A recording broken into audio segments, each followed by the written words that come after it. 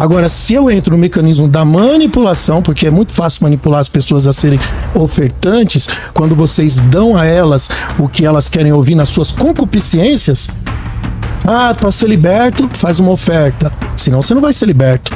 Você precisa do ponto de contato, que é a entrega. Então tudo isso nasce no bojo da tal da teologia da prosperidade, que no final enche o bolso de falsos pastores, falsos mestres, que degolam a lã da ovelha, pastoreiam-se a si mesmo e usam de artimanha, enganando, se aproveitando das pessoas. Como é que a gente explica os inúmeros testemunhos de pessoas que ofertaram e foram recompensados, de pessoas que doaram e ao mesmo tempo receberam de forma duplicada, triplicada, até 100 vezes mais? Pessoas que estavam na miséria, acreditou no discurso do pastor, no discurso de teologia prosperidade, ofertou e foram recompensados e hoje são prósperos e até ricos. Da mesma forma que a gente explica a prosperidade baseada na dedicação de um espírito, que também tem resultado, de um católico que se dobra diante de uma imagem, acende uma vela e tem testemunho, e tem muito testemunho de resultado. A Bíblia não manda a gente observar resultados. A Bíblia manda a gente observar fruto de justiça. Física. Eu não posso ser religioso a ponto de achar que o evangelho é somente para a gente, de repente, ter uma vida de sofrimento e Deus não nos abençoar. Eu acho que o evangelho sucumbiu e perdeu a visão na época dos mártires. Porque muitos se entregaram à morte achando que essa era a maneira de agradar a Deus. Pronto, você está fazendo paganismo aqui, você está ensinando um culto idólatra. Todas as semanas recebemos a esta mesa convidados especiais. Hoje não é diferente, porque eu tenho alegria aqui de receber esta mesa para um tempo de comunhão, conversa e um debate extraordinário. Homens de Deus que têm um depósito dos céus para compartilhar com esta geração. E o tema do nosso debate hoje é: a teologia da prosperidade é bíblica? E aí? O que você acha? Já lança a enquete aí, Matheus. A teologia da prosperidade é bíblica? Sim, não, talvez, quem sabe? Qual é a sua opinião? Vai deixando nos comentários, vai votando na enquete. Tem até um texto aqui que me enviaram. A teologia da prosperidade é vista como controversa e criticada por muitos teólogos cristãos, por ser uma interpretação bíblica que não reflete o todo das escrituras, especialmente a ênfase na fé como meio para obter bens materiais e saúde física. Esse texto aqui eu acho que não é base não, porque se a fé é meio para você ser curado, se a fé é meio para você ser liberto, se a fé é meio para você de alguma forma ser abençoado, por que também não pode ser um meio para você prosperar financeiramente? Mas quem vai conversar sobre isso aqui, à minha esquerda, pastor Fabiano Faia. Seja bem-vindo ao Eu Acredito Podcast. Pastor Fábio, uma alegria estar aqui com vocês nessa tarde, nesse dia especial. E é uma honra para mim estar aqui, viu? Mais uma vez aí com o Bispo G, que é uma grande referência aí no Ministério Renascer em Cristo, que eu acredito que todos nós já fomos muito abençoados. E tamo junto aí. Maravilha. Uma honra, uma alegria. À minha direita, à minha frente, Bispo G também, que vai falar aí sobre a teologia da prosperidade, se é bíblica ou não. Seja bem-vindo, Bispo G. Também agradeço o pastor Fábio Santos, queria agradecer também a presença do pastor Fabiano, que a gente já se conhece há um bom tempo também. E uma alegria de poder falar dessa prosperidade de Deus, né? Perfeito, perfeito. É isso aí, já deixa a sua opinião, na sua visão, a teologia da prosperidade é bíblica? Sim, não, talvez, quem sabe nos apresente a sua perspectiva. Regras do nosso debate: ele é dividido em 2 blocos. Primeiro bloco, um bloco mais livre para cada convidado destrinchar a sua perspectiva e o seu pensamento. Terão cada um 5 minutos iniciais para destrinchar a sua visão sobre o que é a teologia da prosperidade. Após cada um ter os seus 5 minutos, eu irei fazer uma pergunta conforme a visão de cada um, a mesma pergunta, e terão mais 5 minutos para responder se a teologia da prosperidade é bíblica ou não. Na sequência, terão 3 minutos para uma réplica e depois mais 4 minutos para uma réplica. Isso no primeiro bloco. Segundo bloco é o confronto direto, onde os convidados fará pergunta para o outro e haverá ali o momento de interpelações. Eles vão ficar à vontade para ter embates, discussões mais acaloradas sobre o tema. Você que está participando conosco através do chat, está nos dando a sua audiência, também poderá participar através do Superchat, deixando a sua pergunta. É interessante você colocar o nome de quem você quer ouvir a resposta, assim a sua pergunta será direcionada ao Bispo G ou o pastor Fabiano Faia. Vamos dar início ao nosso debate e eu quero começar aqui com o pastor Fabiano Faia. Pastor Fabiano, a teologia da prosperidade, o que é? Bom, vamos lá. A teologia da prosperidade, ela começou na década de 1930, 1940, com a confissão positiva com Ezekiel Kenny. Depois, Kenneth Hagin, em 1960, 70, ganhou força. E eu vejo que a teologia da prosperidade é um grande perigo para nós, uma grande heresia, né? A palavra teologia é um estudo de Deus. E essa questão de acrescentar à fé o benefício material à vida humana, na verdade, isso vem do paganismo, né? Isso vem do paganismo, foi por isso que Jesus, quando ele fala para nós, não andeis ansiosos pelo que vai comer, beber, vestir, ele faz uma citação, são os pagões que se preocupam com essas coisas. Vocês não, buscai antes o reino de Deus e a sua justiça, e todas essas coisas, ou seja, baseadas nas necessidades humanas, elas serão acrescentadas. Por que que a teologia da prosperidade é uma heresia? A base para tudo aquilo que rege a igreja de Jesus, ela está lá no Novo Testamento. Está a partir dos evangelhos e das cartas de Paulo.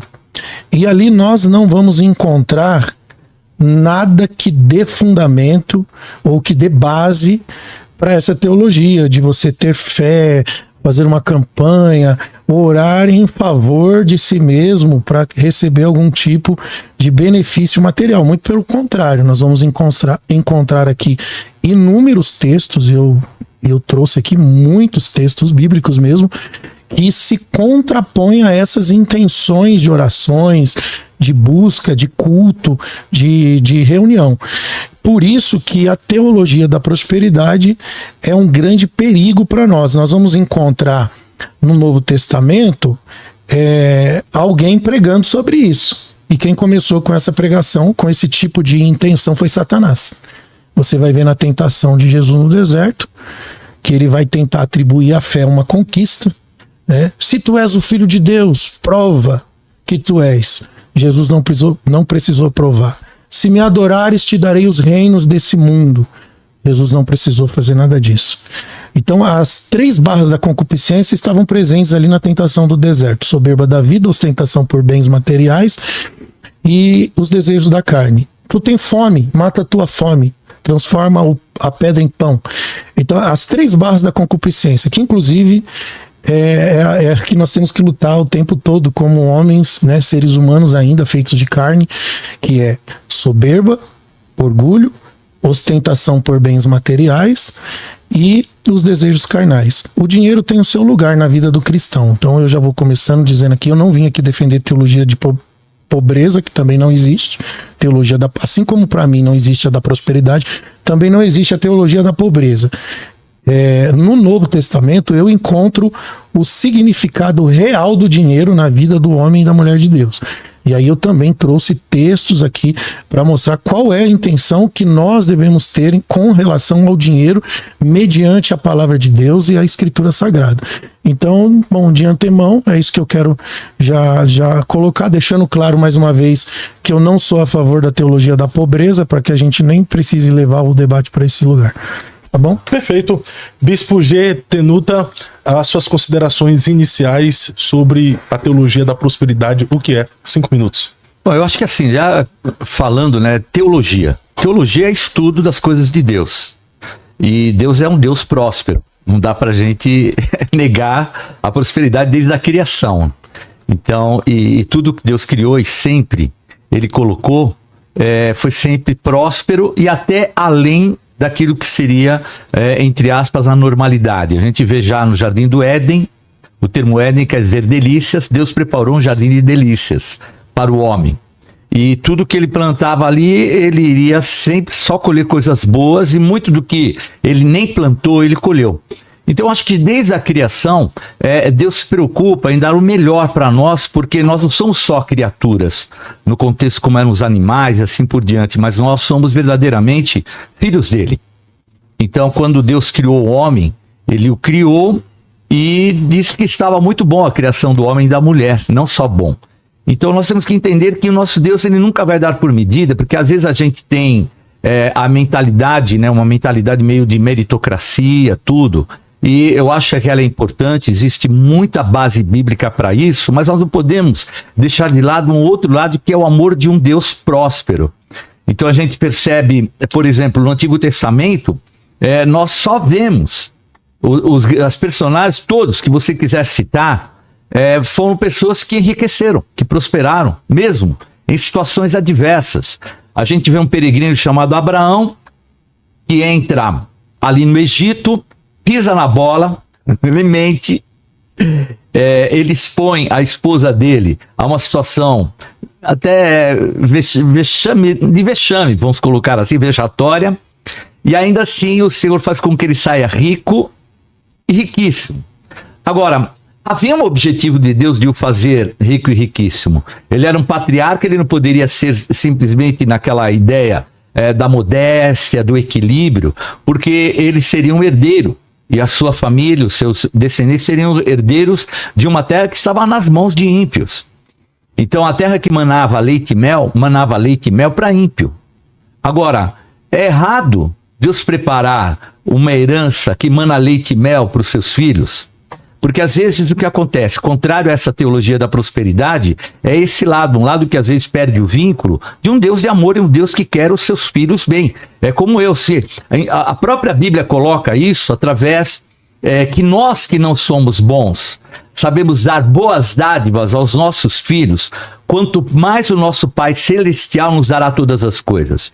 E quando ele fala isso, o Senhor Jesus, ele está falando de um filho que pede pão e o pai não dá pedra.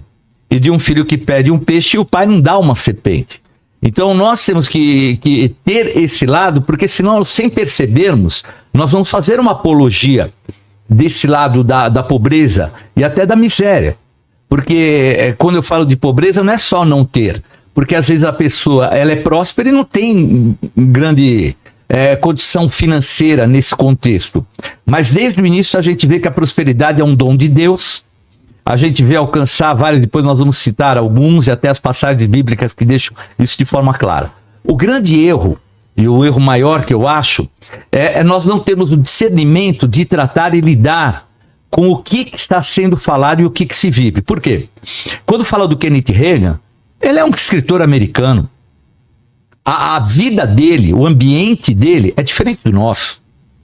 Então ali ele pode, daquela forma que ele coloca, de uma prosperidade que é maior do que a nossa, ele pode até pelo fato que lá, o que você fizer lá nos Estados Unidos, me desculpe, você vai ser próspero mesmo. Eu não posso comparar e trazer essa mesma verdade para ser aplicada no Brasil, mas a verdade do que ele diz proporcionalmente ao estado que está o nosso país em desenvolvimento e tudo que a gente vê de crise, é o mesmo Deus, e ele nos abençoa. Então, eu vejo um comparativo, quem defende, que é contra a teologia, o Deus próspero, que o Antigo Testamento lida com pessoas que tinham a necessidade dessa prosperidade. O Novo Testamento lida com um local onde a miséria imperava. Nós estamos falando Galileia dos gentios, lugar de trevas, os locais mais pobres que existiam do reino, do Império Romano, e tem que ser levado em conta. Porque a gente percebe que até os versículos bíblicos, ele até citou um aqui, que fala sobre isso, não andar ansioso. Por que não andar ansioso? Porque eles andavam ansiosos, lá era um ambiente miserável. Nós estamos falando dos locais mais pobres do mundo, então não caberia aquilo que era o contexto do Antigo Testamento para ser aplicado. Mas a gente vê muitos homens e mulheres prósperas que foram usados pela sua prosperidade e prosperaram mais mesmo no Novo Testamento. Perfeito, Bispo G. Agora vamos dar início ao enfrentamento. Cada um vai ter 5 minutos e vai ter réplica e a réplica de 3 minutos e tréplica de 4 minutos. Pastor Fabiano Faia, por que o senhor é contra a teologia da prosperidade? 5 minutos. Então, é justamente porque não é bem do jeito que o bispo está colocando. Eu concordo que Deus é próspero, Deus é rico, Deus quer seus filhos muito bem, a gente não tem dúvida disso. Então, o próprio texto que eu expus, e é por isso que eu sou contra essa teologia da prosperidade, porque a gente vai encontrar isso em inúmeros lugares no Novo Testamento. Eu acho que é importante até a gente ler o texto, para não ficar só uma citação do texto. A teologia da prosperidade é um sincretismo, porque é uma mistura de outras religiões com uma roupa evangélica. Por isso que Jesus fala que os pagãos é que buscam essas coisas. Mateus 6,31, ele vai falar: não andeis ansiosos pelo que comereis, pelo que vestireis, pelo que bebereis. Aí ele vai dizer, porque todas essas coisas são os pagãos que buscam. Portanto, o vosso Pai Celestial sabe, aí entra o que o bispo falou, e eu concordo, Deus é rico, Deus é próspero, e ele é um ótimo pai, um pai que ama seus filhos, e ele sabe, e é isso que Jesus está falando, o Pai sabe o que vocês necessitam. Ele usa a palavra Pai justamente para ter esse sentimento. Deus, ele é mais do que um Deus para mim, ele é meu Pai, e o Pai faz o que é o melhor para os seus filhos. Então ele vai dizer assim, ó: buscai em primeiro lugar o reino e a sua justiça. E todas estas coisas, que coisas? Comer, beber e vestir. Questões materiais. Todas essas coisas serão acrescentadas. E, de novo, ele repete: não fiquem ansiosos com o dia de amanhã, porque o amanhã cuidará de si mesmo. E aí ele faz uma citação: basta cada dia o seu mal. Que nos faz entender que essa busca, esse anseio, nos levará ao mal, que vai corroborar com outro texto bíblico, 1 Timóteo capítulo 6, versículo 7. Nada trouxemos para esse mundo, nada podemos levar. Por isso, se você tiver o que comer e o que vestir, já é motivo para você estar feliz com isso, satisfeito. Pois os que querem ficar ricos caem em tentação e armadilha e muitos desejos descontrolados, nocivos, que levam os homens a mergulharem na ruína, na destruição. O amor ao dinheiro é a raiz de toda espécie do mal. Algumas pessoas, por causa da cobiça do dinheiro, se desviam da fé, atormentam a si mesmo com sofrimentos. Você, porém, homem de Deus, foge disso, foge de tudo isso.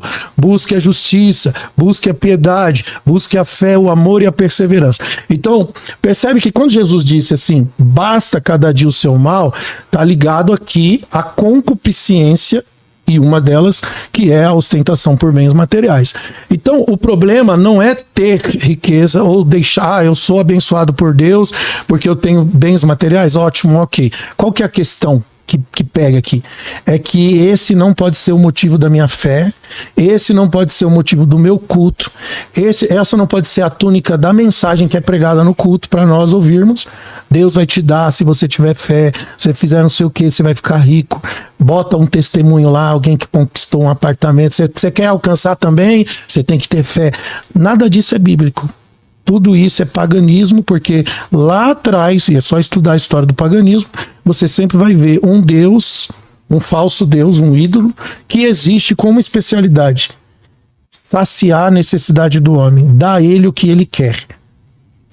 Um Deus que na verdade se torna o ventre do homem, porque quando você se dobra diante de uma imagem, na verdade esse Deus é o seu próprio ventre, porque o intuito daquele culto, ou daquela entrega, daquele voto, daquela adoração é você mesmo. Então logo quem é o seu Deus? É você mesmo, isso é idolatria. Então o culto não pode ser em troca de favores. Idolatria, o que é?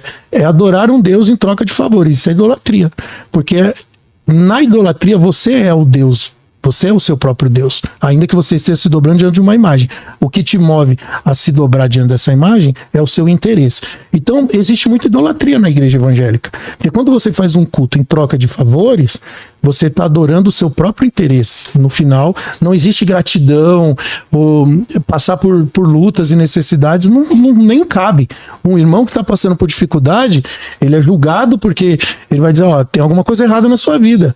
Você está em pecado, ou você não está dando dízimo, ou você não está fazendo o que manda, ou como dizem algumas igrejas aí, o teu boi é magro. por isso que você não prospera, porque a tua oferta é pequena e o teu boi tem que ser gordo para você prosperar. Então, assim, essa mentalidade é uma mentalidade que vem do paganismo. Bispo G, 3 minutos para a réplica. Bom, eu acho questionável a situação de falar que tais pessoas falam. Eu vou falar de tudo que nós fomos debater aqui. Porque falar que igrejas falam isso, falam aquilo, é difícil, não ter ninguém até para defender e dizer quem foi que falou. Então fica muito assim no éter, né? Mas a realidade, se eu for aplicar o que ele está falando, a Bíblia é idólatra.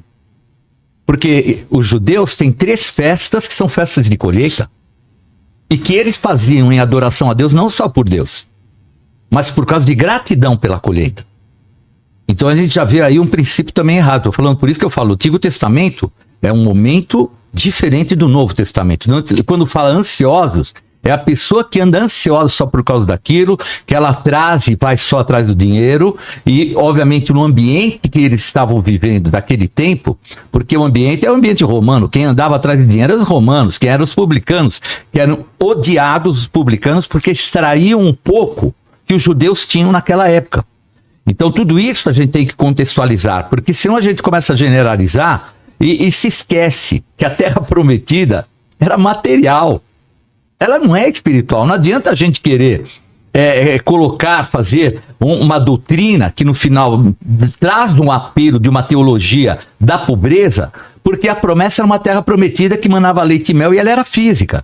Depois de um tempo que aqueles que eram, vamos dizer assim, filhos de Deus, estiveram escravos de ímpios durante 420 anos.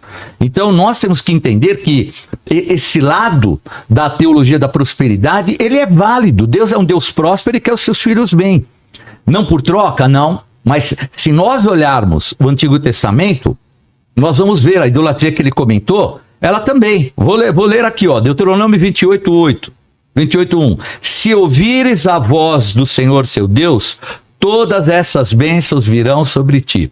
E as bênçãos aqui é prosperidade multidimensional. Tem lá do 1 ao 13 todas as bênçãos materiais que virão se ouvirem a Deus. Então nós estamos percebendo uma condição, tem uma condicional. Aí eu não tenho. Tem vinda de Deus. E logo depois a gente vê, se você não fizer nada disso, vem maldição.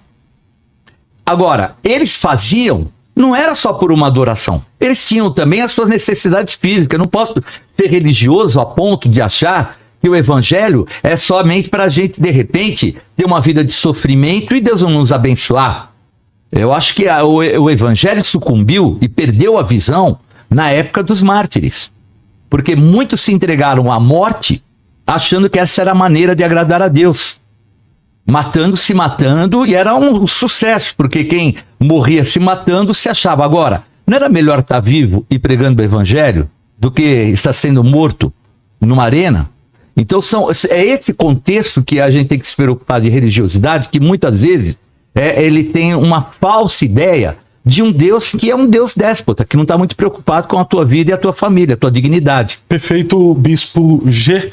Pastor Fabiano Faia tem 4 minutos para a tréplica, mas eu já te dou os 4 minutos apenas corroborando com a fala do Bispo G de algo que você falou sobre troca de favores.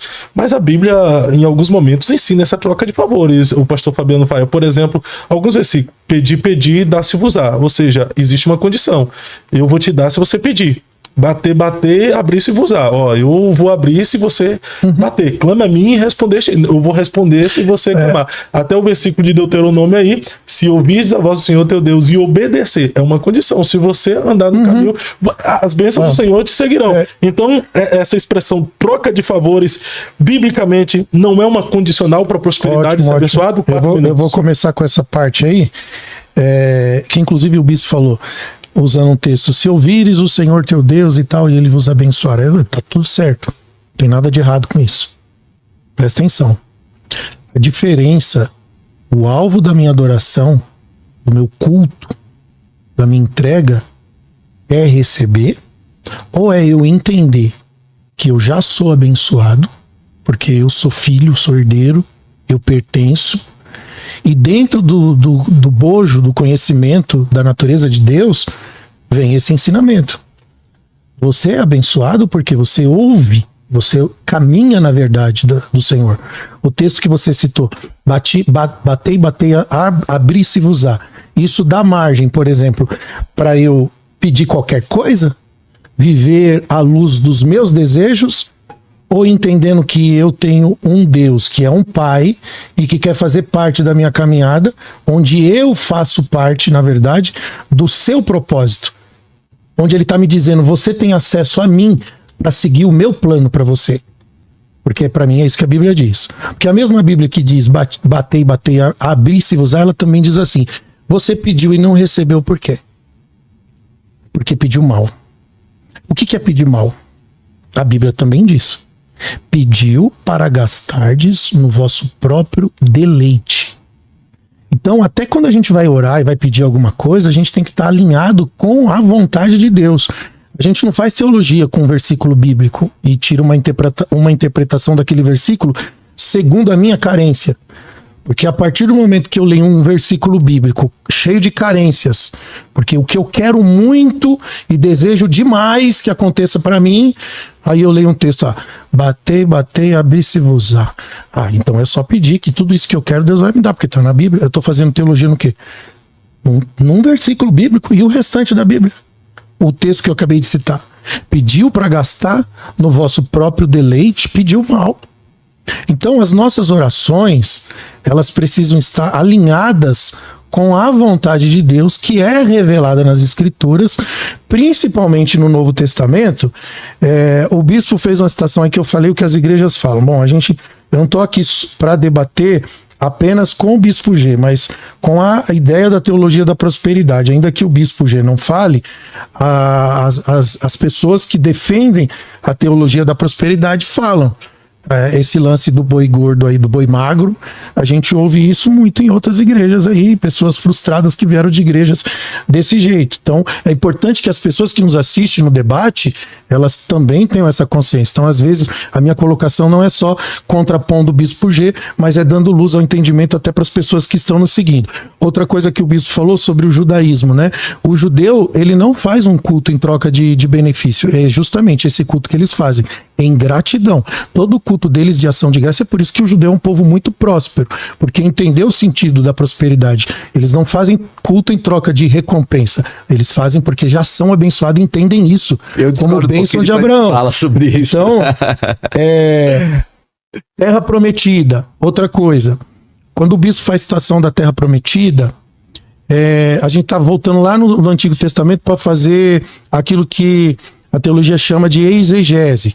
Você vai pegar uma história da Bíblia ali, uma situação, e vai criar um argumento, um proselitismo, sei lá, em cima daquilo. Então, é igual a historinha de Davi, né? Você pega, derrubou o gigante. Aí o cara vai pregar e vai falar assim, qual é o gigante da sua vida? Deus vai nessa noite derrubar o seu gigante. Então, assim, isso não é teologia, isso não é Bíblia. Então, quando a gente fala de terra prometida, claro que todos nós temos uma terra prometida. Nós vamos morar na Nova Jerusalém, nós vamos para a eternidade.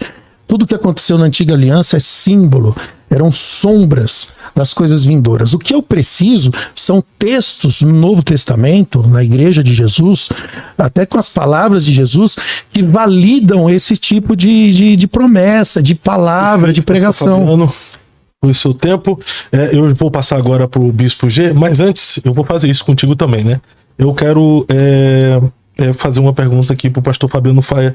O senhor é a favor do dízimo? Eu sou a favor do dízimo. O crente tem que devolver o dízimo. Eu sou a favor não da imposição, mas eu sou a favor da entrega do dízimo.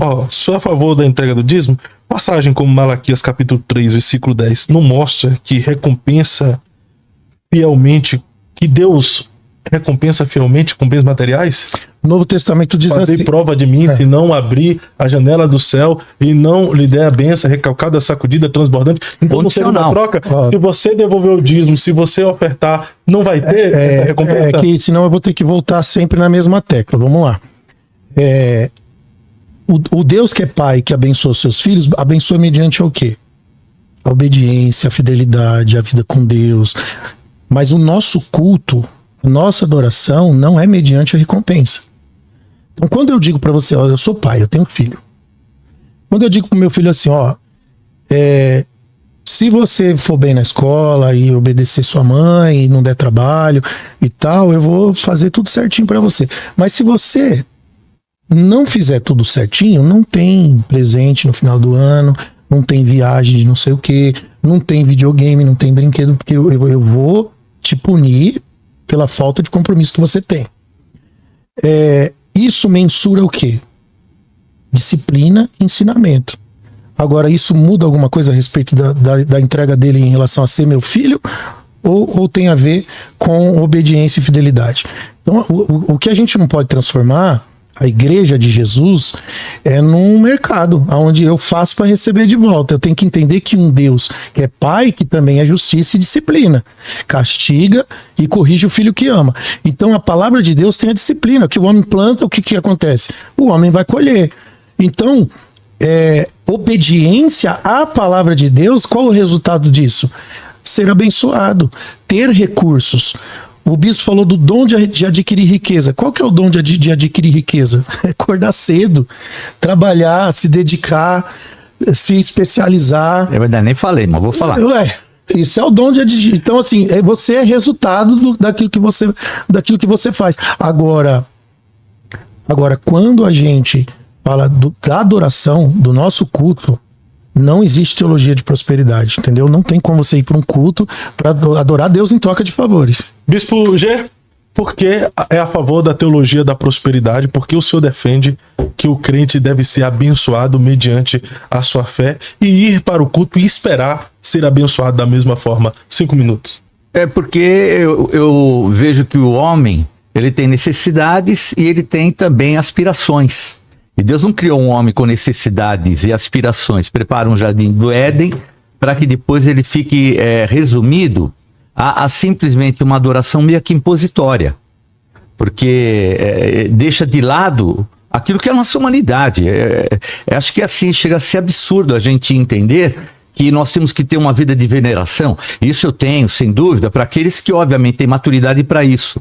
Mas todo ser humano tem suas necessidades, tem as suas aspirações, tem os seus desejos.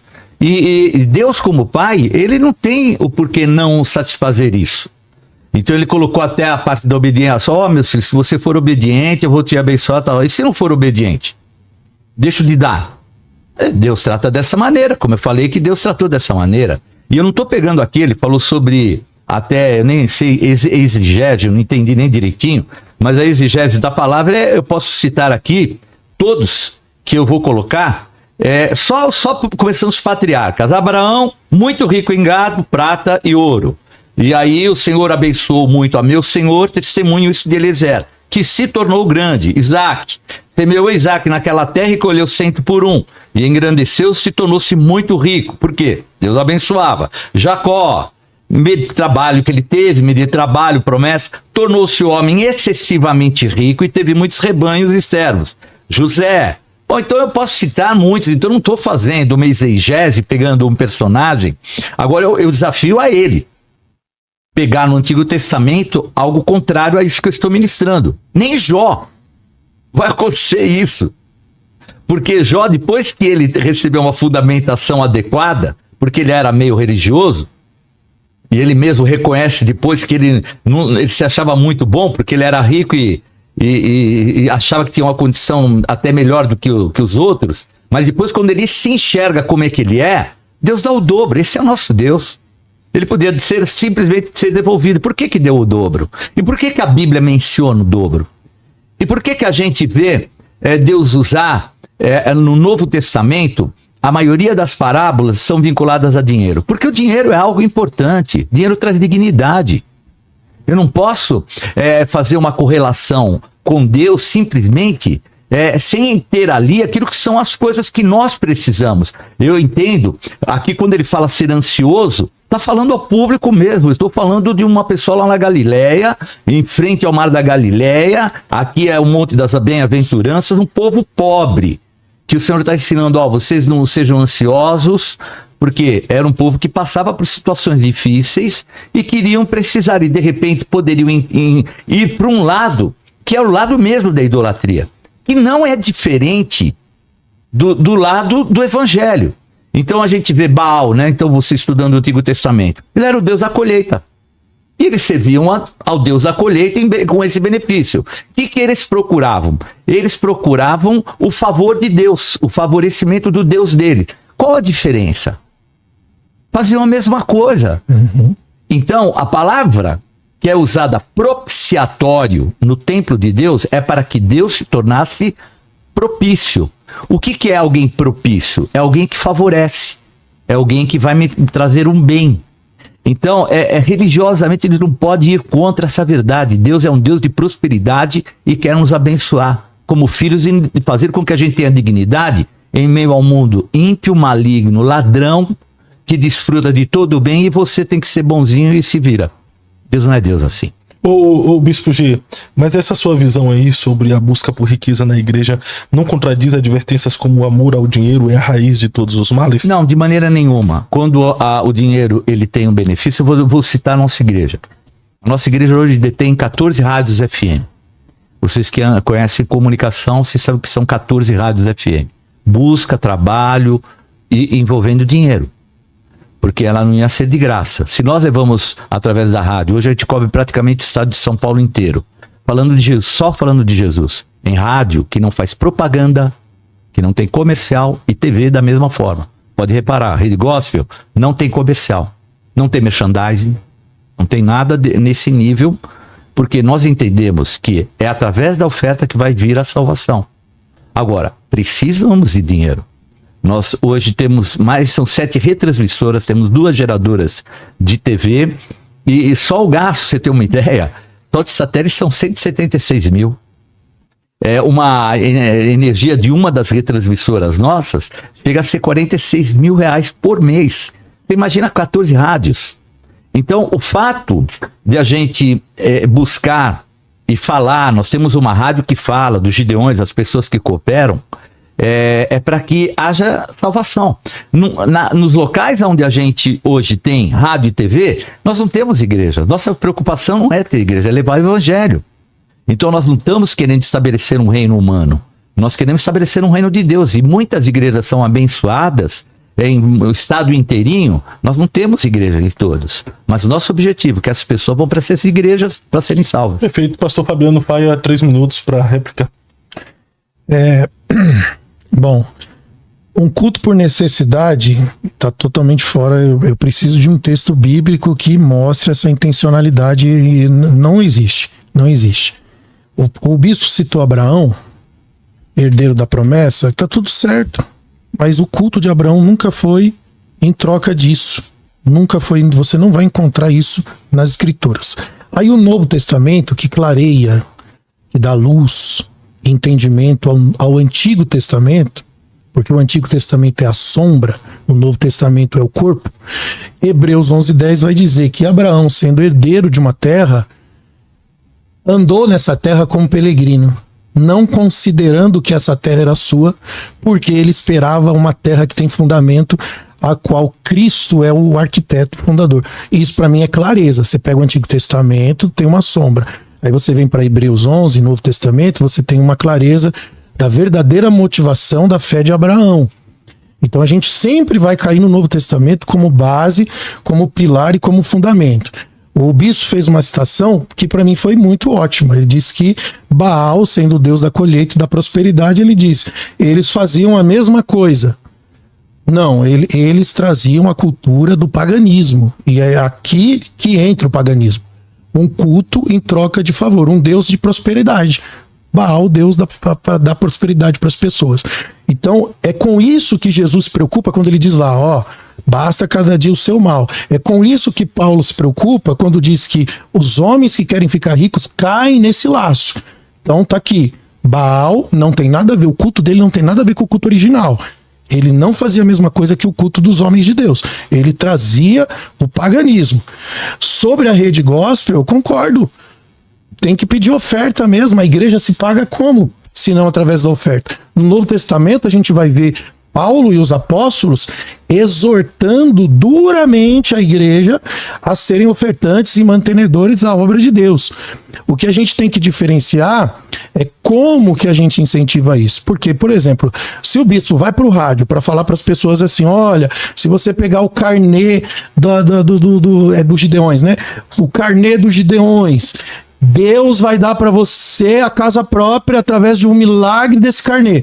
Pronto, você está fazendo paganismo aqui, você está ensinando um culto idólatra e não um culto. Ó, irmãos, você é grato por essa rádio que leva o evangelho, que prega a salvação?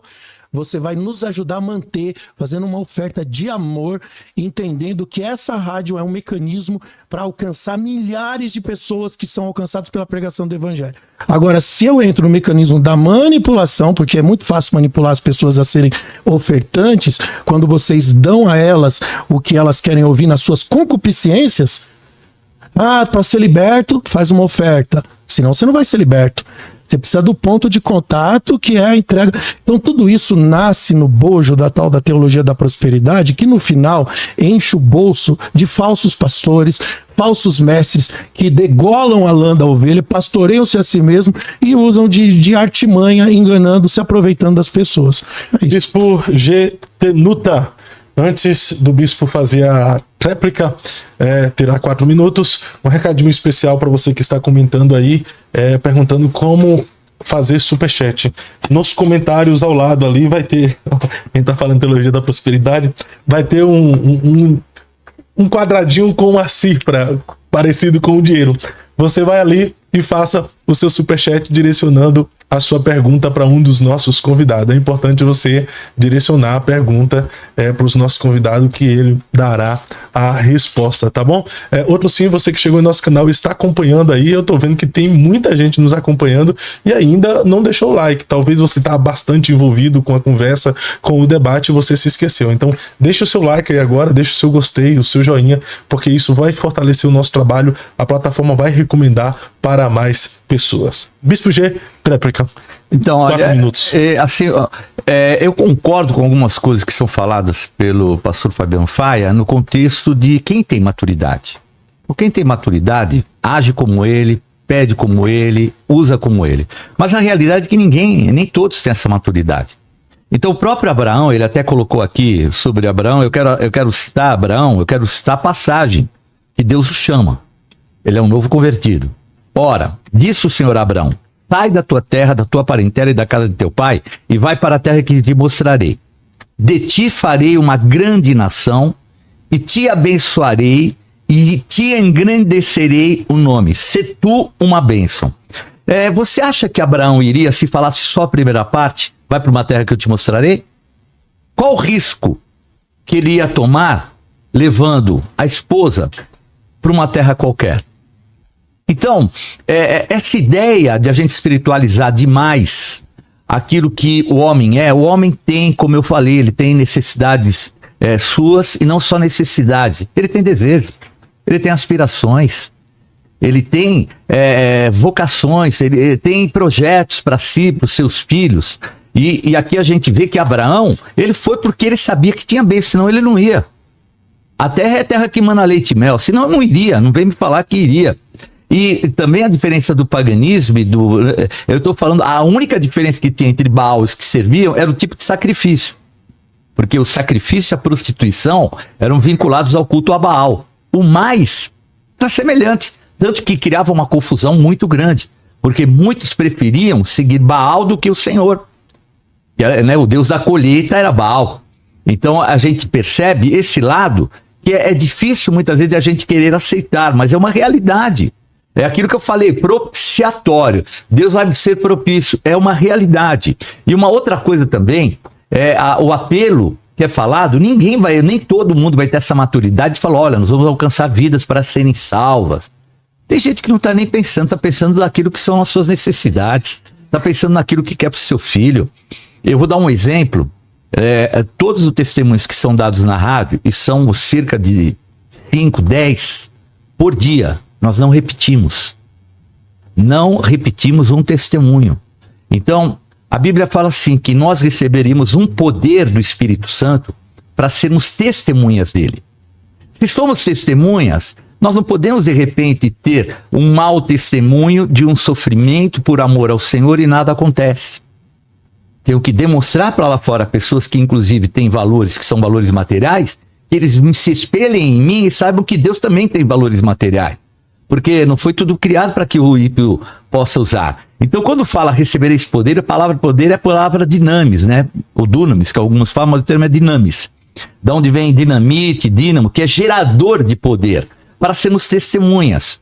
E ser testemunha é você realmente ter um bom testemunho de algo, mesmo passando por uma luta, uma dificuldade, você gerar um bom testemunho. Uma demonstração que ser de Deus não é ser só sofrimento, não é ser só alguém que vai viver como Marte, mas é alguém que vai viver e vai ter vitória também, que isso faz parte da vida. Eu falo pela minha própria vida.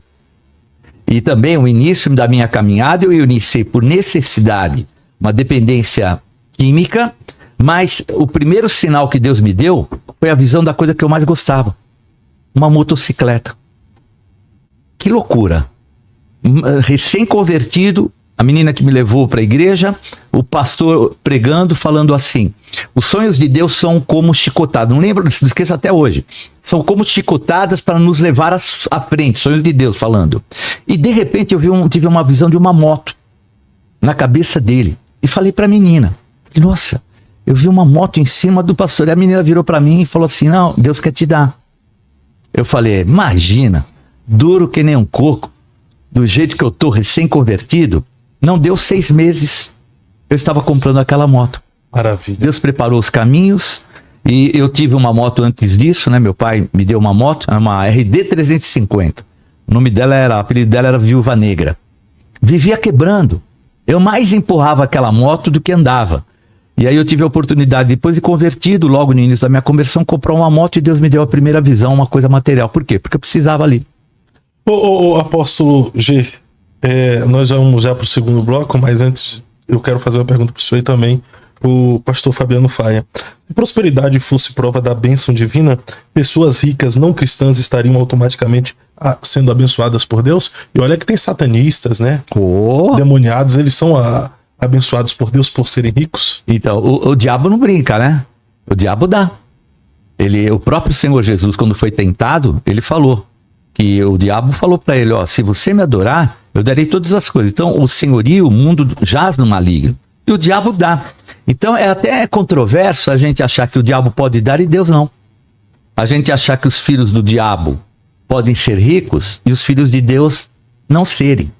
Eu acho meio controversa essa opinião.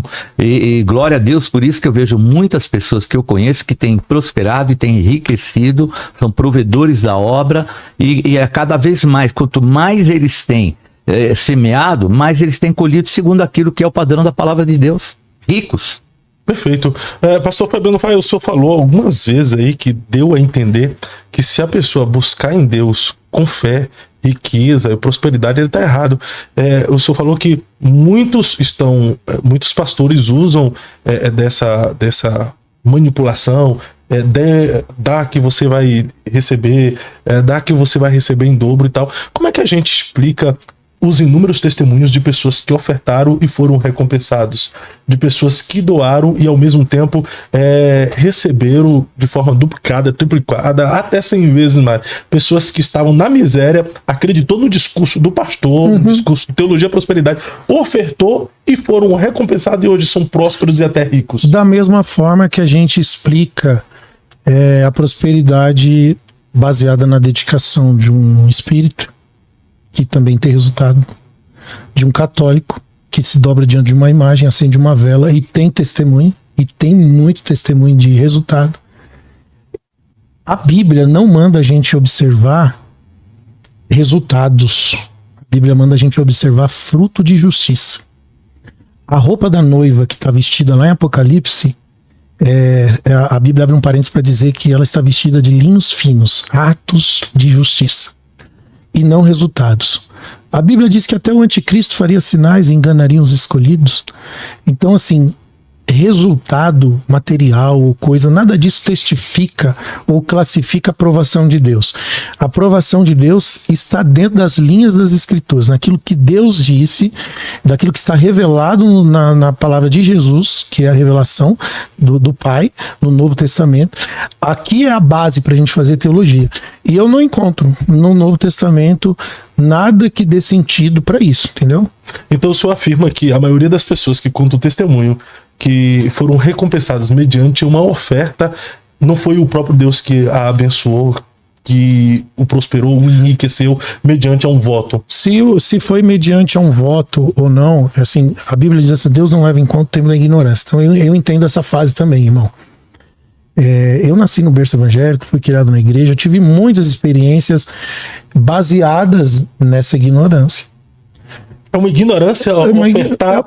É uma ignorância. Esperando receber? É uma ignorância. Esperando receber é uma ignorância. A não ser que vocês me dêem um texto bíblico aqui mostrando um culto. Eu dei muitos. Me dê um culto Além aqui. da semeadura, aquele que de novo, peraí. colherá quem semeia muito. Então, mas aí assim, de novo, ensino é uma coisa. Ensino é uma coisa. É óbvio que generosidade está nas Escrituras. Qualquer texto que você abrir aí vai apontar para generosidade e propósito. Esse texto que você citou mesmo, lê ele completo para você ver. Esse texto, que é o principal. Aquele que semear, colherá. Quem semeia pouco, pouco ceifará. Quem semeia abundância, abundância. Aí pronto, parou aí. Ninguém lê mais o resto. O resto dá sentido ao que é um ensino. Então, não uma me prática, fala o que é o resto pra não a ficar prática de um culto. Eu vou falar. O resto ele diz assim: Deus deu aos pobres. Vamos lá. Vou pegar o texto e fica mais fácil. Peraí.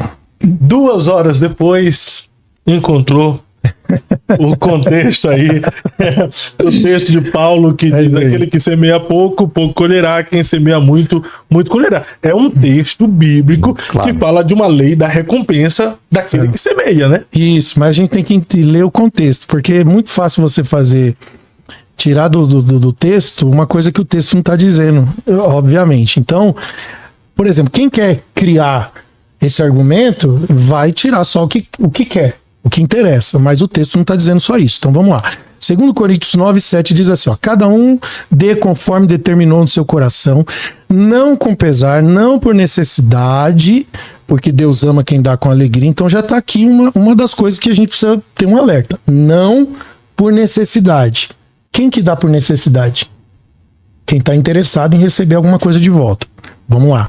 Deus é poderoso para lhe fazer acrescentar toda a graça, para que em todas as coisas, em todo o tempo, tendo tudo o que é necessário, vocês transbordem no quê? Carro zero, casa própria, conforto?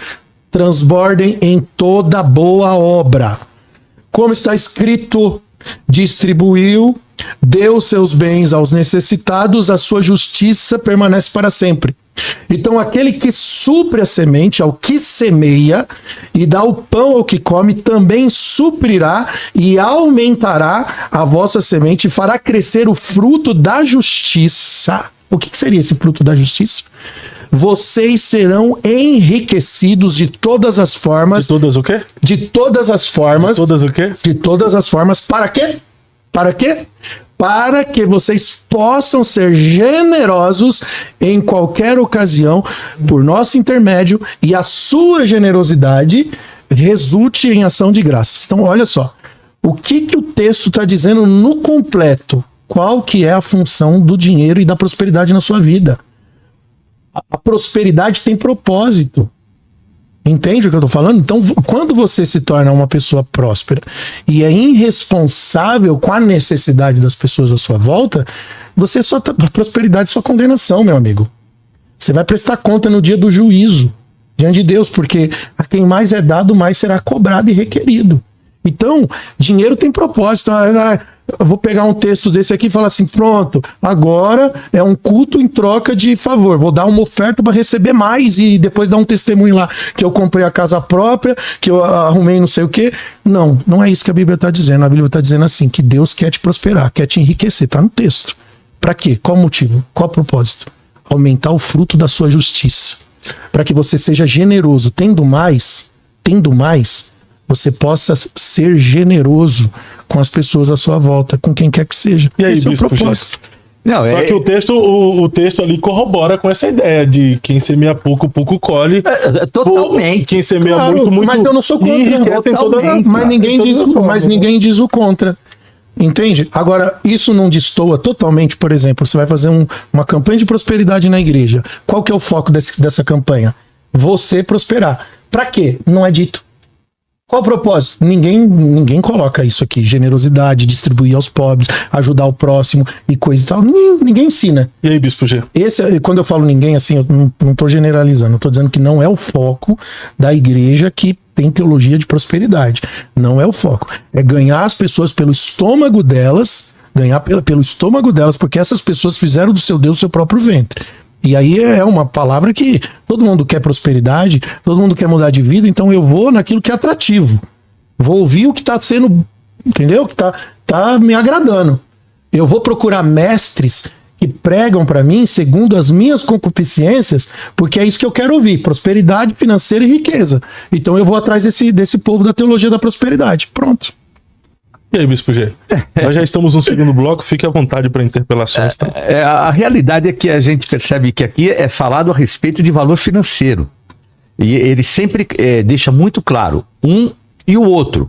Então aqui quando ele fala, ele diz assim, olha, Deus pode fazer-vos abundar em toda graça, a fim de que, tendo sempre, em tudo, ampla suficiência, não é uma medida, ampla suficiência, superabundez em toda boa obra. Tudo bem, tem a boa obra, mas tem ampla suficiência. Nós não podemos descartar o lado de quem é filho e tem um pai que quer também abençoar. Distribuiu, deu aos pobres, a sua justiça permanece para sempre. Ora, aquele que dá semente ao que semeia e pão para alimento, também suprirá e aumentará a vossa sementeira. O que é a semente? Aqui está falando de donativo. Então, se eu semeio, Deus vai aumentar a minha sementeira. Mas para quê? No texto, para quê? Aqui para superabundar em boas obras, não tenho dúvida, mas também para eu poder desfrutar. Crescer o fruto da Aqui justiça. dá ampla suficiência, não dá somente ser generoso em qualquer ocasião. Ser generoso em qualquer ocasião. Não, aqui é o objetivo, não. Isso aqui é o fruto. É o princípio. Não, é o fruto. É o princípio do que você tem que fazer. O fruto é o dinheiro. Eu vou ler de novo. Acho que você talvez não tenha captado que aqui está falando de semente, é semente financeira. O fruto é a semente. Então, o princípio dessa semente é ser generoso em qualquer ocasião. Tá. Esse agora, é o princípio. Você falou a sua opinião, posso falar a minha? Pode. Então, obrigado. Ora, aquele que dá semente ao que semeia e pão para alimento, eu semeio e recebo pão pronto. Vai aumentar e suprirá a vossa sementeira e multiplicará os frutos da vossa justiça, enriquecendo-vos em tudo. Não é restrição simplesmente para aquilo que eu vou fazer. Mas tem aqui mais. Falando tudo Continua é tudo. o texto. Vamos tem continuar. Mais. Tudo é tudo. Então, como eu falei, tem o lado que o apóstolo Paulo fala da bênção material e tem aonde vai o fruto disso. Sem dúvida, mas nós não podemos só achar que vai ser, ou a pessoa vai ofertar só pelo fruto, só porque vai cumprir com a justiça, só porque ela vai ser boazinha, só porque ela vai ter um lugar no céu. Nós estamos falando de seres humanos que têm necessidades e desejos, enriquecendo em tudo para toda generosidade, a qual que faz que por vós, nosso intermédio, sejam tributados graças a Deus. Eu percebo que se de repente eu tenho um carro bom, eu vou tributar graças a Deus, porque vai falar, olha, o Bispo G é um cara que tá com um carro bom. Agora, se eu andar com um carro arrebentado, só para complementar, porque agora a gente pode. Você tributa graças a Deus porque as pessoas veem você com um carro bom ou o seu carro bom quando é utilizado para servir pessoas. Não, eu não sirvo pessoas, eu sirvo a mim mesmo.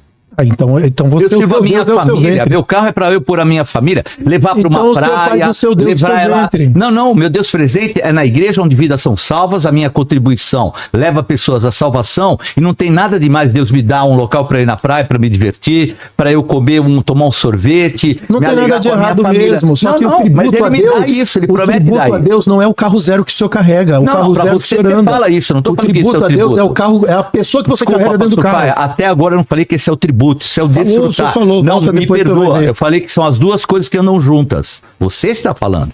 Você está pondo palavra na minha só, boca. é só vou voltar repetir. a gravação, senhor São vai as ouvir. duas coisas. Vou ler de novo. E aqui deixa bem claro: aumentará a sua sementeira e multiplicará os frutos da vossa justiça. Caminha paralelo as duas coisas. Deus não é um Deus déspota que só te vai te dar e que você vai ficar restrito àquilo Mas que não é isso que nós o teu estamos falando. voto. Não é isso. Não, Tem sim. uma pergunta Não para o é isso Bispo que eu tô G aqui, Bispo G.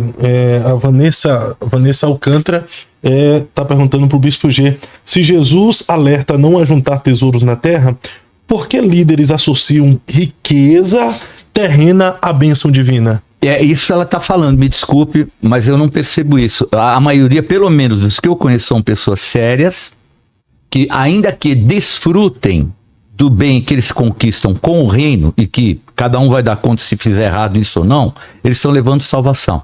O pior é pessoas que criticam e que não têm fruto. Então é muito fácil falar, porque então criticam a gente, que falam: vocês pedem muita oferta. Eu tenho uma vida simples. Eu estou desde o início na caminhada com o Senhor. Eu tenho meu carro, que é um carro que eu pago prestação. Eu vivo de aluguel. Eu sei o que eu investi na minha vida, na obra do Senhor. Já entreguei apartamento, carros, não tem um limite para entrega. Então, esse tipo de argumento é muitas vezes pessoas que são omissas, desculpa, não ela. Eu estou falando daqueles que criticam os pastores que pedem oferta por causa de desfrutarem. Tem direito de desfrutar também. Não tenho nem dúvida, ainda mais se eles têm galardão de vidas que são salvas. Por que eu vou criticar alguém de uma determinada igreja porque eu lhe usufruo, tem uma casa boa nos Estados Unidos, ou tem uma outra em outro lugar? Ele fez por aquilo por merecer, ele trabalhou, e se ele estivesse no mundo, talvez estivesse com a mesma coisa, só que não teve fruto. Então eu acho que esse lado é um lado que a teologia da pobreza, no fim, leva para as pessoas para que elas não se coloquem naquilo que é necessário, entender que Deus é um Deus que prospera mesmo e que quer nos abençoar, ao dom de adquirir riqueza. Bispo G, o senhor pode fazer uma pergunta dentro daquilo que você acredita e que o pastor Fabiano Faia é contra? Fazer uma pergunta para o pastor Fabiano? Pastor Fabiano, você acha errado um homem de Deus, por exemplo, que exerce seu ministério, ter uma casa nos Estados Unidos e estar indo para lá, desfrutando disso? Claro que não. Não acho errado, não. Desde o começo eu falei aqui, o nosso problema é como nós ensinamos, motivamos as pessoas ao culto. A prosperidade é de Deus. Deus é um Deus de riqueza, não um Deus de pobreza. Ninguém aqui crê na teologia da pobreza. Entendeu? A pergunta é a seguinte: como estão as pessoas em volta desse homem muito rico, desse líder muito rico que tem uma casa nos Estados Unidos? A pergunta é o seguinte: quantas pessoas que estão perto dessa pessoa, como elas estão? Porque se esse homem tem riqueza, tem prosperidade e é um omisso quanto às necessidades das pessoas que cercam, então esse homem é um perdido. Não conhece a Deus. Pronto. Pastor Fabiano pode direcionar uma pergunta ao Bispo G. A minha pergunta ao Bispo G é o seguinte: lá um pouco atrás aqui, ele falou das aspirações, mas ele também disse assim, que o que eu falei, muita gente não tem maturidade para isso. Então as pessoas estão na igreja ali por suas aspirações, pessoas que só pensam mesmo, estão ali porque pensam nas suas necessidades. Bispo, o senhor não acha que a responsabilidade da igreja, como diz na Bíblia Sagrada, quando instituiu os apóstolos, dizendo lá em 2 Coríntios 9:6, que... Não, 2 Coríntios 9:6 não, perdão, Efésios 4:11, quando ele instituiu pastores, apóstolos, mestres, para alinhar as pessoas à imagem e à semelhança de Cristo, até que a igreja chegue à estatura do varão perfeito que é Cristo. O senhor não acha que essas pessoas que estão sem maturidade para ouvir o que eu estou falando aqui, como o senhor falou, então elas só estão na igreja por aspirações, porque elas só pensam nas suas necessidades mesmo? Você está falando isso, não saiu da minha boca. É uma pergunta. Eu estou fazendo uma pergunta. O senhor não acha que não está faltando a verdadeira mensagem, o verdadeiro evangelho ser pregado para que essas pessoas cheguem à maturidade e deixem de estar nos cultos por aspirações? A forma que você colocou está bem diferente daquilo que eu penso. Primeiro, nós recebemos poder para sermos testemunhas do Senhor. Então, o fato de eu testemunhar e pessoas que não têm ainda a maturidade para entender o quanto é importante uma vida, ela simplesmente vai se aproximar porque ouviu um testemunho e ela quer viver também. Não tenha dúvida. É como eu falei, o homem tem necessidades. A gente usa disso? Não sou eu que uso, é a palavra de Deus que usa. Recebereis poder para seres minhas testemunhas. Então, esse contexto, para maturidade, eu usei o exemplo do novo convertido Abraão. O novo convertido Abraão, ele tinha que ter uma resposta de Deus. Vou te mandar para uma terra próspera, você vai ser uma bênção, a tua família vai ter herança, tal. Posso ampliar a pergunta? Não, posso terminar? Dentro da minha, só para ampliar, para melhorar a resposta, senhor. Você amplia, por favor. Tá, vai lá. Então, esse era um novo convertido. E depois Deus ainda o abençoa ele fazendo errado no Egito. Mas tem um momento que ele alcança a maturidade, ele põe como oferta o próprio filho no altar. Então, há uma diferença do Abraão novo convertido e do Abraão maduro. Nós não podemos atribuir para as pessoas que vão receber o evangelho essa maturidade que nós temos. E elas têm, como eu falo, aspirações. E nada melhor do que a gente dar testemunho daquilo que Deus faz. Para ampliar a pergunta, o que é dar testemunho? Dar testemunho é falar o que Deus tem feito na sua vida. Prosperidade? Também. Isso não é a pregação. Por pra isso. Você não é. Bispo, exatamente pra por você, isso. Isso é uma ordem. Mim é. Eu mas... posso dar um testemunho da minha prosperidade tudo bem, hoje? Senhor, para mim, para que eu leio na Bíblia, não é. O que eu vejo na Bíblia não é. Você interpreta na Bíblia. Por que ele deu uns para pastores, apóstolos, mestres, pastor, 5 ministérios? Qual o motivo? Qual pessoas maduras. Qual que é o pessoas motivo? maduras, não estou falando de novo convertido. Qual que é o motivo? Para dar testemunho de prosperidade? Não é isso que a Bíblia diz. Isso você está falando, mas eu creio que desses que são formados pastores vão dar bons testemunhos de vida. Vão ser prósperos também. Para levar a igreja à maturidade, bispo. A igreja à maturidade, mas a maturidade... do ensino da palavra, não lá do Velho Testamento, porque, senhor, desculpa, o senhor só traz aqui Velho Testamento e historinha de prosperidade da Antiga Aliança. Vamos lá, vamos lá. O senhor não traz o Novo Testamento. Então tá bom, vamos lá. Você sabe que Jesus, ele tinha mulheres que serviam a ele financeiramente, porque os apóstolos, você sabe que uma delas era esposa de um procurador romano?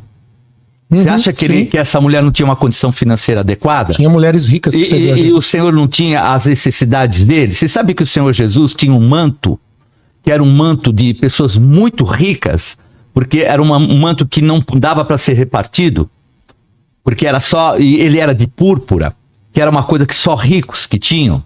Você acha que um soldado romano que recebia um soldo pesado ia disputar uma roupa de um judeu no lugar mais pobre do mundo, se não fossem roupas boas? É que a questão não é pobreza e riqueza, a questão é a teologia da prosperidade. Não, você está falando, eu estou falando não tem problema de ter prosperidade. Eu estou falando de pessoas que serviam a Jesus com seus bens financeiros e ainda mulheres. Está tudo certo. Aqui fala de Lídia, que era uma pessoa que vendia púrpura. Púrpura não era nem o tecido, era o pigmento mais caro do mundo. Mas isso dá base para a teologia da prosperidade no Novo Testamento? Deus escolhe pessoas que também têm condições para poder dar fruto com a sua vida. Para a gente subir no púlpito e falar assim, você quer ser próspero, faz uma oferta. Você está falando, eu não falo isso. Não, essa é a teologia da prosperidade. Deus faz. Eu vou dar o meu testemunho. Esse ano seria um ano impossível de eu sair, viajar, de ir para os Estados Unidos, para outros lugares. Sabia, tinha consciência, dado o momento que eu estava vivendo. Logo no início do ano, debaixo de uma palavra profética sobre Gideão, eu que faço um simpósio que fala a respeito da pessoa que a gente quer escolhida para o ano, eu fiz e profetizei algumas coisas para aqueles que fizessem o voto. E eu mesmo fiz o voto, que era um voto de R$1.000. E uma delas é que seria subsidiado viagens, você iria para o exterior, ia ser subsidiado. E eu mesmo colhi disso, em algo que seria impossível. Eu criei, e depois, tanto eu quanto a minha esposa, e aconteceu uma série de coisas que, se eu for contar aqui, é difícil. Até o último dia, eu não estava guardando dinheiro, era dia 30, eu não estava guardando o valor para viajar, pelo contrário, como eu sempre fiz, semeando, e não tinha condições. Iria para os Estados Unidos, meu filho pagou uma das passagens, e eu falei, pensando, posso até viver vergonha, mas eu sabia que Deus não ia permitir. E do dia 30 ao dia 4 que eu viajei, de agosto, o Senhor mandou um valor fora de série, aonde eu fui, vivi, comprei o que eu precisava, e semente que me foi dado. Tudo que eu semeei, inclusive até um dia antes, no dia 30, eu ainda semeei um voto que eu fiz, que é o início do mês, eu fiz um voto, e entreguei um valor alto, sabendo que poderia me fazer falta na viagem, não por troca. Porque eu creio num Deus que me abençoa, mas consciente que Deus ia me abençoar. E Deus me abençoou. Mas isso não é uma espécie de barganha com Deus? Não, não. E se Deus não abençoasse daí? Mas Você ia cobrar Deus? eu tinha certeza que Deus ia me abençoar, porque o Deus que eu conheço... E se ele não quisesse fazer? Ué, não, mas deixaria de ser ele justo? queria, com certeza ele iria querer fazer. Porque se ele promete, eu tenho. Ué, Com certeza. Ele tenho. ia querer fazer? Absoluta. A minha convicção de fé é absoluta que Deus faria isso mesmo. Tanto que eu não me preocupei até o último dia. E sabe o que aconteceu? Veio o valor de volta de imposto. Uma pessoa me encontrou e falou: olha, o senhor tinha me falado para eu entregar isso para você. Eram valores em dólares, que eu fiquei surpreso com o valor. E ele me falou: olha, ainda inclusive, ele me falou para eu entregar esse valor para você. Nós estávamos num outro evento, eu não entendi.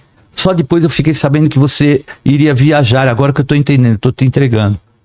E ainda um outro valor que a gente não esperava que veio na conta da minha Se não esposa. acontece, qual o seu pensamento? Se não, mas eu tenho a certeza que Mas acontece. e se não acontece? Se não acontecesse, se Deus quis dessa maneira, ele ia arrumar alguma forma de não passar vergonha como um filho dele. Não, ele vai acontecer de qualquer jeito, então. Eu queria... Digamos que não Queria. aconteça. Qual a sua reação? Não, pra mim não tem essa hipótese. Eu conheço Deus como pai, não como um ranzinho. Alguma coisa assim? Não, vai dar não frustração? daria frustração, porque eu conheço aqui Ou o o senhor erguer a mão e falar amém. Eu não posso pregar alguma coisa que eu não tenha fé suficiente para viver. Isso para mim, me desculpe, se eu vou para um altar para pregar alguma coisa que eu não vivo, aí sim eu creio que aí isso é ilusão, isso é religião, e glória a Deus que eu não sou voltado a uma religião, mas eu tenho um Deus que é pai e que me abençoou. É porque a fé, ela não é pensamento positivo. Não é mesmo. A fé não é pensamento. Mais do que pensamento. Segundo Pedro 1,5 diz que a gente tem que acrescentar a fé virtude, a virtude conhecimento, o conhecimento a temperança a paciência a piedade a fraternidade são virtudes. Então eu vou te dar uma outra. Às vezes a gente precisa mais de fé para perder, para sofrer, para ser privado, do que fé para conquistar. Então eu vou te dar uma outra do meu Deus. Eu não sei. Eu quero que você raciocine. O Deus que ressuscita mortos e traz à existência as coisas que não existem. Esse é o meu Deus. É o meu também. Eu não sei pelo que você falou. Eu também creio nisso. O teu Deus é o que? Fica a pergunta aí. O senhor acredita que pela fé o Senhor ressuscita mortos? Acredito. O senhor acredita que pela fé o Senhor cura os enfermos e doentes, ainda que esteja desenganado pela... Acredito, eu sou milagre. O senhor acredita que pela fé o paralítico anda, o surdo acredito, ouve, já vi. Fala? O senhor acredita que pela fé um pobre pode se tornar rico? Acredito. Mas então o senhor não é contra a teologia da prosperidade? Porque Não. a teologia da prosperidade ativa o quê? A fé na pessoa a teologia, de que um pobre pode se tornar rico. Não, mas a fé original, eu estou falando da fé original. Eu não estou falando a fé de pensamento positivo. A teologia da prosperidade leva o homem a buscar um Deus em troca dos seus benefícios. A verdadeira prosperidade, que não tem a ver com dinheiro, porque você pode não ter dinheiro e ser próspero. Ser muito mais próspero do que alguém que tem muito dinheiro e não tem vida, não tem paz, é afundado na depressão, não tem uma família. O que é prosperidade na Bíblia? Prosperidade na Bíblia, o homem próspero na Bíblia, segundo o Salmo, é um homem que tem uma esposa como uma videira frutífera e filhos como videira ao redor da sua mesa. É isso que a Bíblia diz sobre um homem próspero. É uma família estruturada, são pessoas felizes que estão vivendo o propósito de Deus. Então tem gente que tem muito e não tem nada ao mesmo tempo. A questão que a gente tem aqui, que a gente está girando em torno dessa discussão, dessa conversa, é que o motivo do meu culto é o que define o culto. Mas na visão do O Senhor... motivo do meu culto define o culto. Se o motivo do meu culto é adoração a Deus, como Paulo disse, eu aprendi a estar contente em toda e em qualquer circunstância. Eu aprendi a ter fartura e eu aprendi a viver na escassez. Isso para mim é adoração. Então Deus prospera? Prospera. Como também o servo de Deus pode passar privações. O bispo disse uma coisa aqui, que eu até ia perguntar aqui para ele. Ele disse que mau testemunho diante de Deus é a pessoa passar um perrengue. O senhor pode fazer essa pergunta para ele, mas deixa eu fazer uma... Eu não falei isso. Falou, só voltar. Não, volta. pelo amor de Deus. Eu disse que o testemunho de prosperidade é para glorificar Deus. Que se a Isso. pessoa dá mau testemunho quando ela não tem.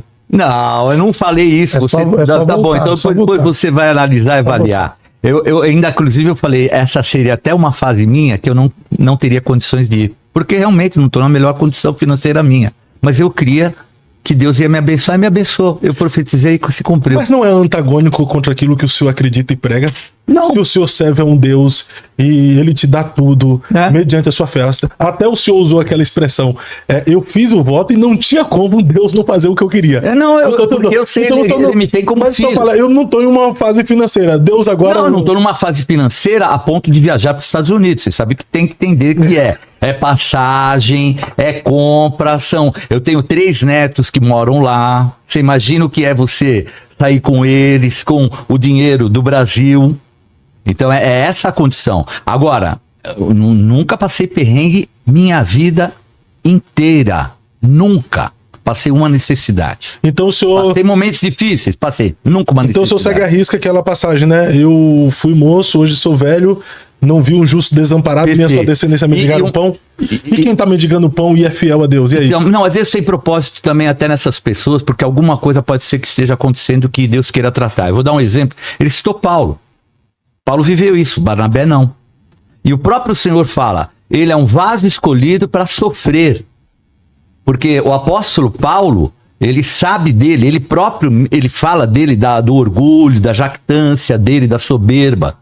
Que ele tem um espinho na carne por causa daquilo que ele tinha. As revelações que ele tinha podiam fazer dele um homem se achando. Então há uma diferença em Deus tratando o apóstolo Barnabé e o apóstolo Paulo. Porque cada um vai ter uma experiência. No caso do apóstolo Paulo, ele foi um vaso escolhido para sofrer.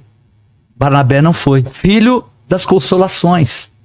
Então esse é o diferencial. Então eu acho que a gente pega muitas vezes um contexto de alguém que tem uma expressão de vida e uma forma de ser da Bíblia e aplica aonde a gente quer e não pode. A gente tem que ver direito com quem está aplicando e quem merece. Quando eu falo que eu sei que Deus me vai fazer, eu tenho certeza. São 46 anos que eu sirvo a Deus e ele nunca me falhou. Eu tenho essa convicção, essa fé. Agora, até isso, eu não vou ter que ser inibido de achar que Deus não iria falhar. Mas é complicado, né? Ô bispo, é que todo mundo passa pelo que Paulo passou. Não. Biblicamente. Não todo mundo, por favor. Romanos 5,3. Gloriemo-nos nas tribulações. Por quê? Porque a tribulação produz paciência. Paciência e experiência. Não diga aqui que todo mundo vai passar por tribulação, porque ele falou para se gloriar nas tribulações. Todo mundo passa. Vou repetir para você. O tratamento do Senhor para Paulo foi um. O tratamento para Barnabé, filho das consolações, foi outro. Eclesiastes capítulo 3. Deus tem um tempo para cada propósito. Tempo de chorar, de se alegrar. Tempo de rir, de chorar. Tempo kairos. Tempo de escassez, tempo de abundância. Para cada tempo, a Bíblia diz, Deus tem um propósito. Isso faz parte da escola de Deus. Nossa, 1 Pedro 1,6. Embora agora sejam contristados com várias provações, para quê? Para a prova da vossa fé, para que se achem louvor e glória em que Jesus se manifeste. Perfeito. Então, assim, o senhor dizer que Paulo teve que passar, mas o Barnabé não, o fulano não e ninguém não. João não. Barnabé, então, não sofreu a igreja perseguida com a igreja João primitiva. não sofreu. Então Barnabé não passou por nada disso. Não passou. A igreja daquela época foi perseguida. Do jeito que vocês estão falando, não. Olha, eu fico com a Bíblia. Primeiro, historicamente, olha só. Vê João. O contexto da nossa adoração a Deus é o que dá base para aquilo que a gente está discutindo aqui hoje. 1 Pedro 1,18. Palavras de Pedro. Vocês estão cientes que não foi mediante a valores perecíveis como prata, ouro, que vocês foram resgatados do modo vazio de vida sem sentido, legado dos vossos antepassados, ou seja, os pagões. Mas vocês foram resgatados pelo precioso sangue de Jesus. Ótimo. Ok? Então, são princípios que revelam a motivação. Pedro está ensinando a igreja. A gente vai encontrar isso aqui também. Filipenses 3,18. Paulo está dizendo agora, com lágrimas nos olhos, e aí ele diz uma coisa muito pesada. Vocês se tornaram inimigos da cruz de Jesus Cristo. E aí ele vai dizer por quê. Porque vocês fizeram do Deus de vocês o seu estômago, e aí ele explica como. Vocês só pensam nas coisas terrenas. Tá falando pra quem? A nossa cidadania está no céu, de onde esperamos ansiosamente um Salvador. Tudo isso daqui o bispo, da base para a motivação correta da nossa adoração, que não pode ser coisas materiais. Isso quebra a teologia da prosperidade. Não, eu não estou falando que esse é nosso objetivo. Eu estou falando de um Deus que se alegra Outro texto de nos abençoar. para o senhor me responder. Tiago 4:13. Não, me desculpe, você não falou que texto é aquele, para quem ele está falando. Tiago está falando para a igreja. Para que igreja? A igreja de Jesus, velho. Não, mas que igreja? Qual o trecho? Faz diferença a igreja? Faz, lógico, contexto. Faz diferença para o senhor? Qual contexto? Fala pra mim. Muito, porque se você vai falar com a igreja de Corinto, você vai falar um determinado assunto. Lá era uma igreja portuária, uma igreja que tinha muito pecado, tinha uma série de coisas. Você vai falar para Tessalônica, você vai falar outra coisa muito diferente. Na Tessalônica não tinha pecado. Por favor. Não, é o que o senhor está tentando me dizer. Agora, vem Tiago, dizer que não existe contextualização. Outro texto. Então vai para a África e leva o evangelho do Brasil da forma e vai aplicar na África, vai ver se vai dar certo. O senhor que está tentando fazer um malabarismo para fugir do que o texto está fazendo malabarismo. Eu estou lendo o texto. Não, você está lendo o texto de uma carta. O texto que o senhor está negando. Me fala qual é a carta, não estou negando. Tiago 4:3. Até hoje não lhe neguei. Me explica esse texto. Palavras de Tiago. Agora, por favor, ótimo. Preste atenção. Vocês aclamam assim: hoje e amanhã iremos a tal cidade, estabeleceremos ali por um ano, negociaremos, obteremos lucro. Contudo, vocês não têm poder de saber o que acontecerá no dia de amanhã. O que é a sua vida? Vocês são simplesmente como uma neblina que aparece por um tempo e se dissipa. Em vez disso, vocês deviam afirmar: se o Senhor quiser. Explica pra mim, vai lá. Então eu te explico. Primeiro, você sabe quem é esse Tiago? Vai fazer malabarismo, Nilo. Não, me fala quem é esse Tiago. Malabarismo não. Eu vou falar da verdade. Vocês muitas vezes usam trechos por suposição, por aquilo que há no seu coração. Agora você não sabe contextualizar de acordo com a verdade. Porque quem é esse Tiago? Você sabe quem é? Explica aí, pastor. Não, vai lá. Por favor. Não, você é o conhecedor da Bíblia? É que você faz os seus malabarismos. É que eu sei que é difícil para o senhor responder isso aqui. Não vou responder agora para você. Vai lá, Tiago, então. Irmão de Jesus. Ele fala nessa mesma carta: foi bom eu ter passado por aflição. Ele fala. Ele mesmo fala por tudo que ele passou, porque ele fala do processo que ele passou de aflição num local onde nós sabemos chamado Jerusalém, que passou por uma situação muito complicada de fome, de deserto, de dificuldade. E ele vai se tornar um apóstolo, um dos principais líderes da igreja. Então, o contexto que ele fala sobre isso, ele está chamando a atenção mesmo. Ele está levando a atenção para a igreja no contexto de entender que ele próprio sabe o que quer sofrer naquela situação e ele então estimula a pessoa não só confiar. Agora, sabe, é muito fácil tirar fora do contexto histórico, espiritual. Mas o senhor não me desculpa, isso tudo que o senhor falou não nega o que Tiago está ensinando para a igreja na carta. Não estou dizendo não que nega. Não está. É o momento daquela igreja, é o momento que ele passou. E ele está levando algo então, ótimo, porque Jerusalém vai ser destruída daqui a alguns anos. Que Tiago está falando sobre a experiência dele e não ensinando a igreja. Não, ele está ensinando a igreja depois do que ele passou. Você lembra que ele zombava do irmão? Dizendo isso para a igreja? Você lembra que ele zombava do irmão? Você lembra que ele falava? Ué, você não é o Cristo? Vai lá se apresentar. O senhor não concorda que o que o Tiago está pregando para a igreja vai contra o que o senhor está ensinando? Não, de maneira nenhuma. Pelo contrário. O que o senhor ainda ele fala, a fé sem obra é morta. E você pode me falar que a fé, ela tem que ter um contingente só de fé? Não, a fé sem obra é morta. Só, hoje então, ou amanhã... a obra, eu ajudar financeiramente, eu apoiar, faz parte da salvação. Ô bispo, reflete direitinho, ó. Prestai atenção. Hoje iremos em tal cidade, estabeleceremos ali por um ano, negociaremos, teremos lucro. Tiago está falando para você que está projetando na sua vida fazer o que você acha que para lucrar. Contudo, vocês não têm poder de saber o dia de amanhã. Perfeito. Você não tem poder, você é como uma fumaça. É isso que ele está dizendo, que se dissipa. No lugar disso, você devia dizer, se Deus quiser. Ótimo. Isso não vai contra não. A teologia que é pregada da prosperidade. Não sei se a teologia da prosperidade, não contra aquilo que eu prego. Tudo bem. A teologia dizer assim para as pessoas: faz um voto para receber um milagre amanhã. Faz não sei o que para ser próspero, para alcançar o lucro. Não vai contra isso aqui que está... Não. Como não? Como não? Como não? Simples e fácil, sabe como? Como eu vou te repetir, nós não repetimos um testemunho. E as pessoas que vão lá e são gideões, eles todos têm sido abençoados, inclusive eu. Na feitiçaria tem testemunho, na macumba tem testemunho, no catolicismo tem testemunho. Baal dá testemunho. Fruto de justiça, é o que a gente já falamos sobre isso. Você vai remontar isso? Não, tá bom. É porque Baal, o senhor está remontando. Baal, a mesma forma de adoração a Baal era a forma de adoração a Yahvé. O sentimento é até próximo. Só a maneira de fazer e o objetivo era outro. Eram pessoas prostituídas, eram pessoas malignas, como existe hoje. Então o senhor está dizendo que até quando tinha sacrifício de humano, era o mesmo tipo de adoração? Não, eu já falei, a prática era diferente. Acabei de falar para você agora. Não. A adoração bíblica não é em troca de favores, é ingratidão.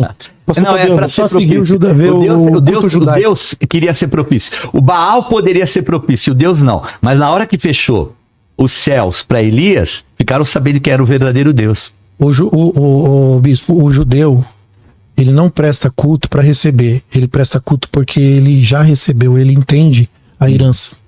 É isso que destoa desse culto a Baal. Ele tem vida com Deus, ele já nasce que tendo destoa vida esse com culto Deus. a Baal e destoa da maioria das igrejas neopentecostais que carregam essa teologia da conquista material. E nem todos judeus. O judeu, ele nasce com a base bíblica e por ser herança de Abraão. Mas nem todo judeu pensa assim não, viu? Tem muito judeu que adora mais mamon. E eu vou mais longe, Fábio. Mais mamon do que se existe teologia da prosperidade, essa teologia foi criada por Satanás desde a queda.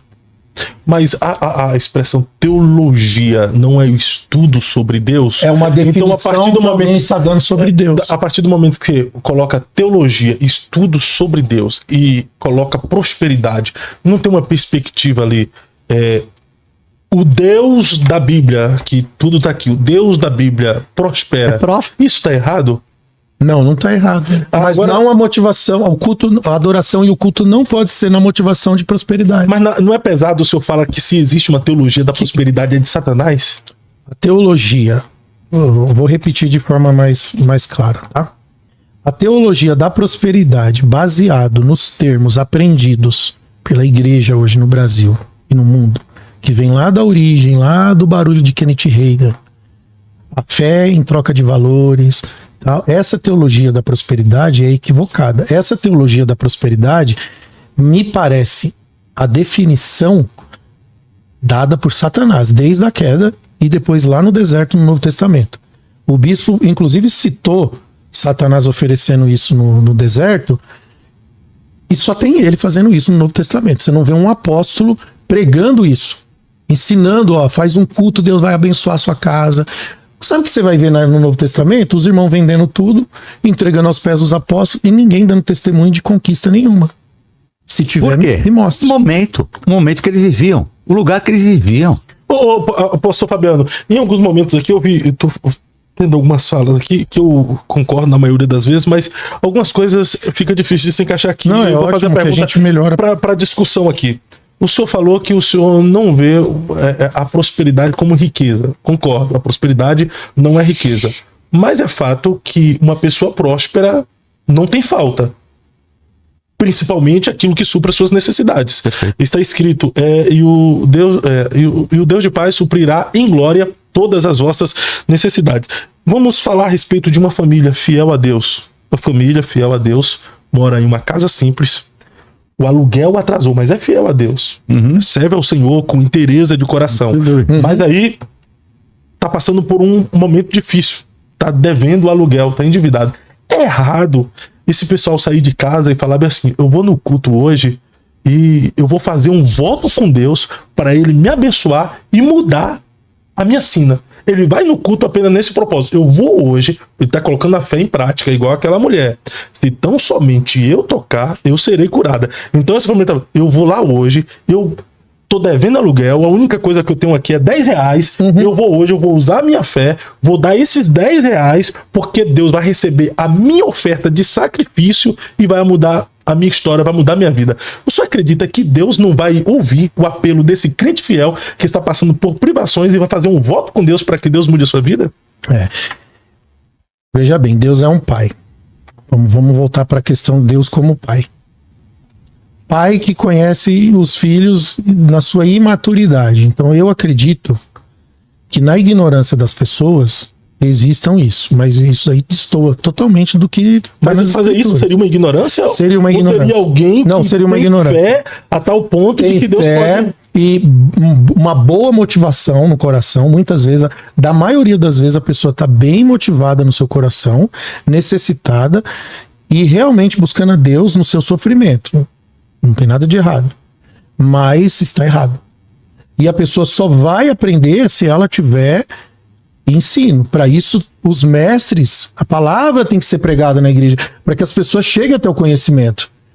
Um exemplo, a mulher samaritana do poço. Quando Jesus disse para ela assim, a água que eu tenho, se você me soubesse, essa água, você nunca mais teria sede. E aquela mulher falou assim, meu Deus, então me dá, porque eu não quero mais voltar no poço. Tá resolvendo meu problema com a necessidade. Porque era uma mulher que tinha aqui no poço meio-dia, era uma mulher que teve 5 maridos e agora fugia da população e da sociedade. Então ela tinha uma necessidade e aquilo poderia ser resolvido naquele momento. Então ela diz assim, então me dá porque eu não quero mais vir aqui. Só que não era sobre isso que Jesus estava falando no final. A ideia não era essa, mas ela estava entendendo aquilo, porque ela ainda não tinha maturidade e nem conhecimento para entender que o que Jesus estava oferecendo não era resolver a sua necessidade de buscar água no poço. Jesus estava tentando resolver a questão da alma dela, da verdade do reino. Então existem pessoas como a mulher samaritana que no início da sua fé vão fazer esse tipo de voto, de busca, eu não encontro... Então Ana foi ignorante. Ana foi ignorante por não ter filho, a sua rival ter filho, e Ana falar, Senhor, eu quero um filho. E olha a diferença. E eu vou fazer um voto. E Deus deu 5 para alguém que não podia ter, né? E olha a diferença de Ana. A porção que o pai dá. Porque Ana, a gente já destoa totalmente para Deus.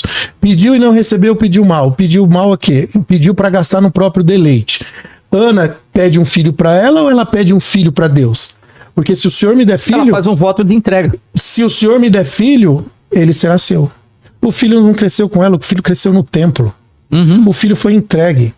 A oração de Ana estava totalmente conectada com o propósito de Deus e não tinha nada a ver com a ignorância de alguém tentando saciar uma necessidade ou uma busca de se resolver como pessoa no mundo, mas alguém que está engajada no quê? Em cumprir um propósito, porque para aquela mulher ter filhos era questão de honra, porque isso fazia parte da cultura E o problema não era o filho, né? O problema era a desonra que ela vivia. Agora, é muito interessante o que você colocou, porque ela recebe 5. Ela entrega 1 e recebe 5. É estranho, né? Não poderia ser empatado no nosso Pai Justo? Isso mostra a motivação correta da entrega dela. Porque ela não entregou, ela fez algo que realmente foi uma entrega. Então, mas você vê, o pai deu 5. Por que deu a mais? A adoração dela então? não era em troca de favores. Na teologia que você interpreta, por que deu 5 ao invés de dar 1 só? Você percebe que a adoração dela não foi em troca de favor? Eu sei, mas Deus não deu 5? Ela entrou na vontade de Deus. Mas ele não dá por medida? Claro, Deus prospera muito. E ninguém discorda disso aqui. Por isso que quando eu iniciei o debate, eu já falei assim, eu não creio na teologia da pobreza pra gente não envezar. Porque a gente perde tempo fazendo isso. Porque aí você vem e traz teologia da pobreza, ninguém defende isso aqui. Eu creio no Deus que prospera e dinheiro tem propósito. Só isso. Então a gente tem que discutir qual é o propósito do dinheiro. Vamos lá. Lucas 12:15. A vida não depende das riquezas. Tá aqui. A vida de um homem não consiste na abundância do que possui. Aí ele vai contar a parábola do rico insensato, que falou assim, vou aumentar os meus celeiros e vou viver bem. Aí Jesus fala assim, você é um louco. Essa noite te pedirão a tua alma. E tudo que você tem preparado, para quem é? A pergunta, para quem é o que você tem preparado? É para você mesmo? É para o seu próprio deleite? É para o seu próprio ventre? Porque aquele que ajunta tesouros para si, Lucas 12:20, não é rico para com Deus. Ponto. É isso. Eu me baseio na teologia do que eu vejo nas escrituras e principalmente no Novo Testamento, que vai contestar com tudo isso que é ensinado na teologia da prosperidade. Então, baseado até no que você falou, porque isso é uma parábola, tá? Não vamos pôr como fato. Vamos pegar um fato. Vamos pegar um fato da Bíblia. É ensino. Não. Vamos pegar um fato. O jovem, o mancebo de qualidade. O mancebo de qualidade era rico e não quis seguir a Jesus.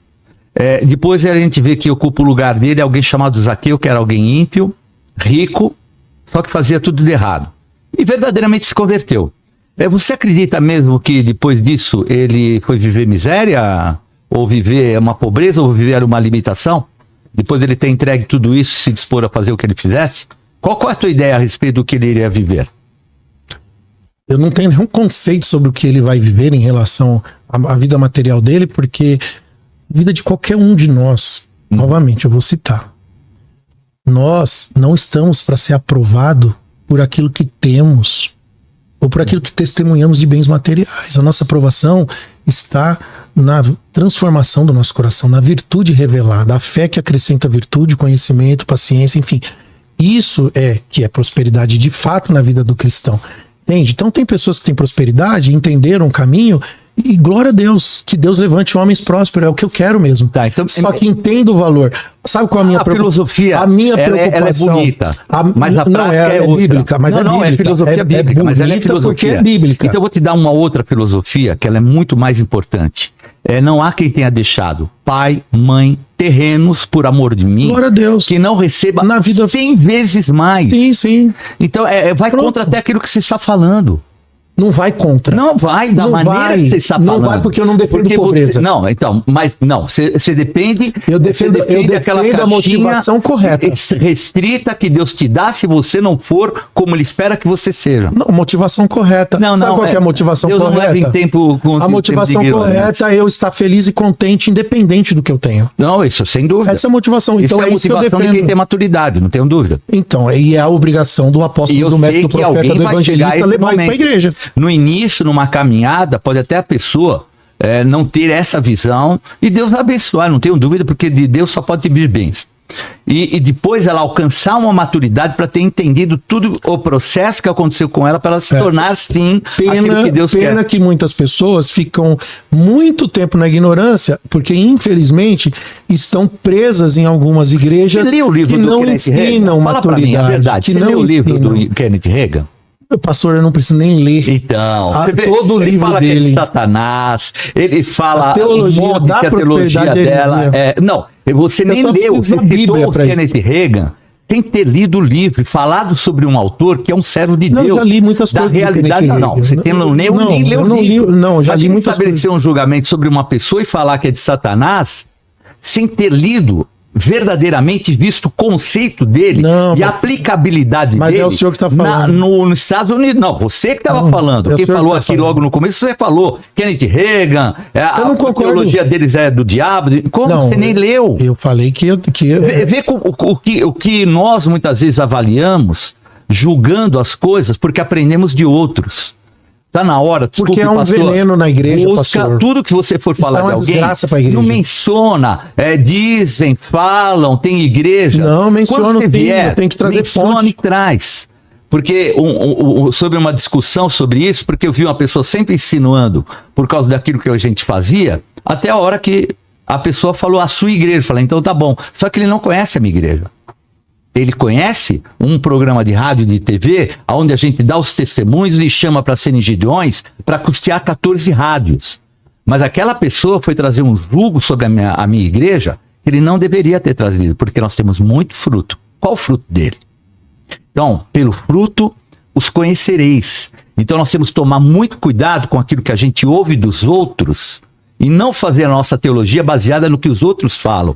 Então, leia o Kenneth Reagan, você vai ficar surpreso, você vai mudar de ideia. Eu já li o suficiente, pastor, já li o suficiente. Você leu do que os outros falaram. Já vi o suficiente. Que mais você leu do Kenneth Reagan? Eu sou convertido a Cristo desde os meus 18 anos. Eu estou com 43 anos de idade, pastor. Como eu falei pro senhor aqui antes do programa, quando eu era criança eu te via na televisão. Então, assim, eu já acompanhei, já sei de muitas coisas, já participei de quebra de maldição hereditária, já participei de igreja, já vi muita coisa. Já fiz muita coisa como pastor, já fiz muita coisa que eu aprendi errado, que depois eu fui entender através das escrituras sagradas, que estava errado. E tá tudo bem, porque a gente começa, não é o como começa, é como você termina. E eu acho que ainda tem muita coisa para me aprender, muita coisa para me aprender pela frente.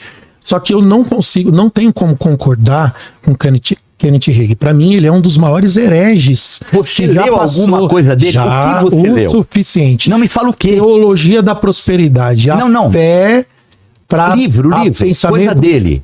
Pensamento positivo. Não, você ouviu de alguém. Você ouviu de alguém. Eu quero saber do que você leu.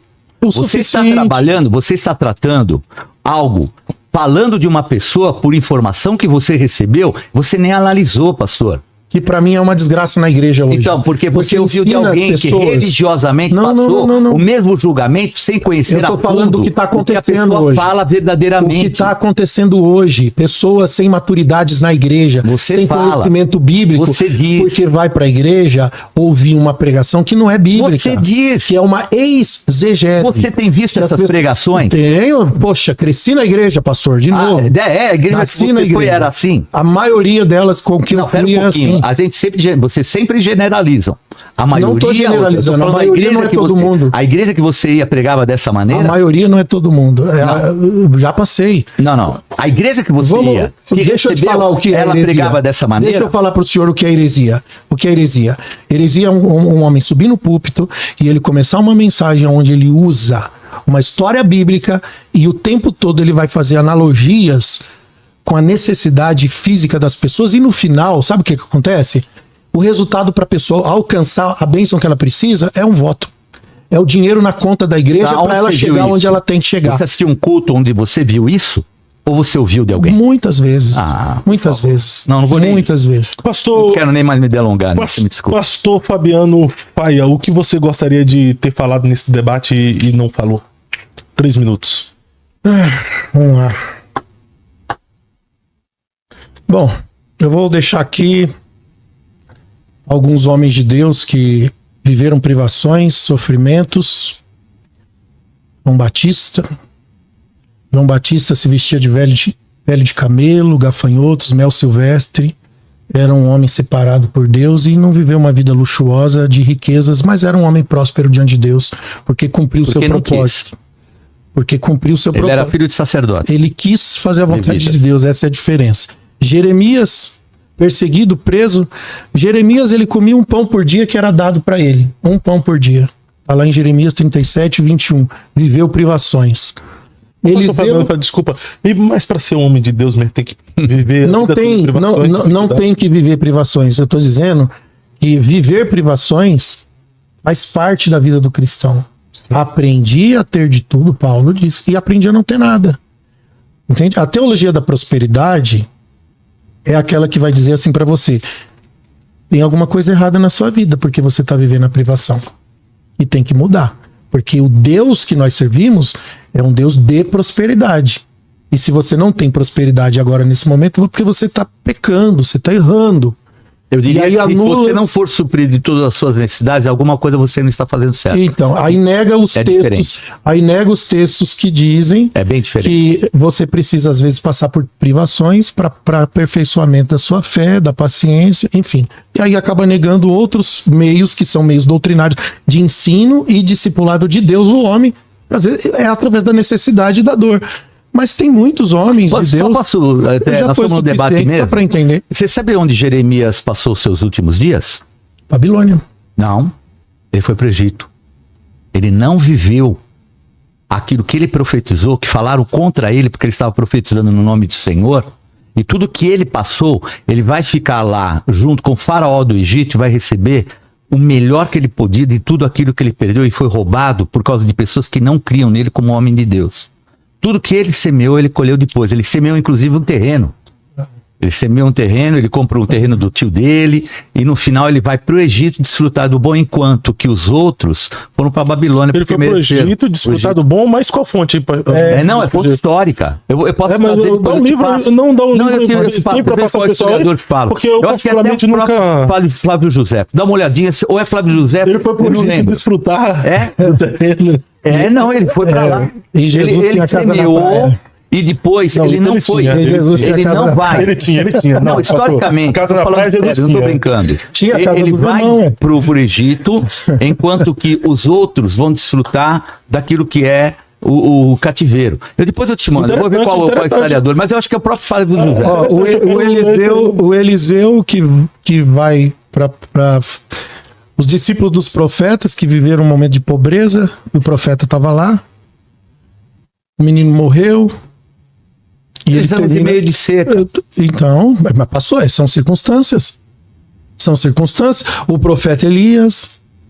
E aquela mulher que era filha de um homem de Deus e que tinha uma dívida.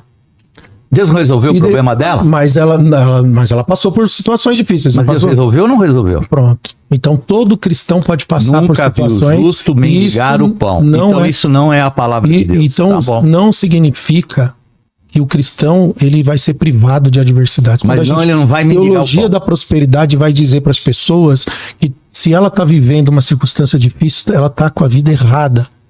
E não é isso. Não é isso. Bispo G, o que o senhor gostaria de falar nesse debate? Eu só quero falar que tudo o que ele tem colocado não está no livro do Kenneth Hagin. Isso não é a realidade.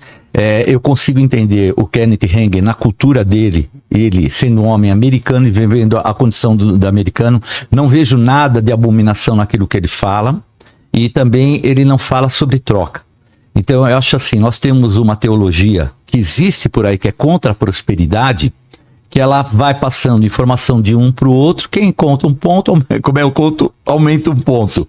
E no final a gente vê que tudo isso vai sem base de conhecimento e até sem base de uma experiência verdadeira naquilo que muitas vezes professa.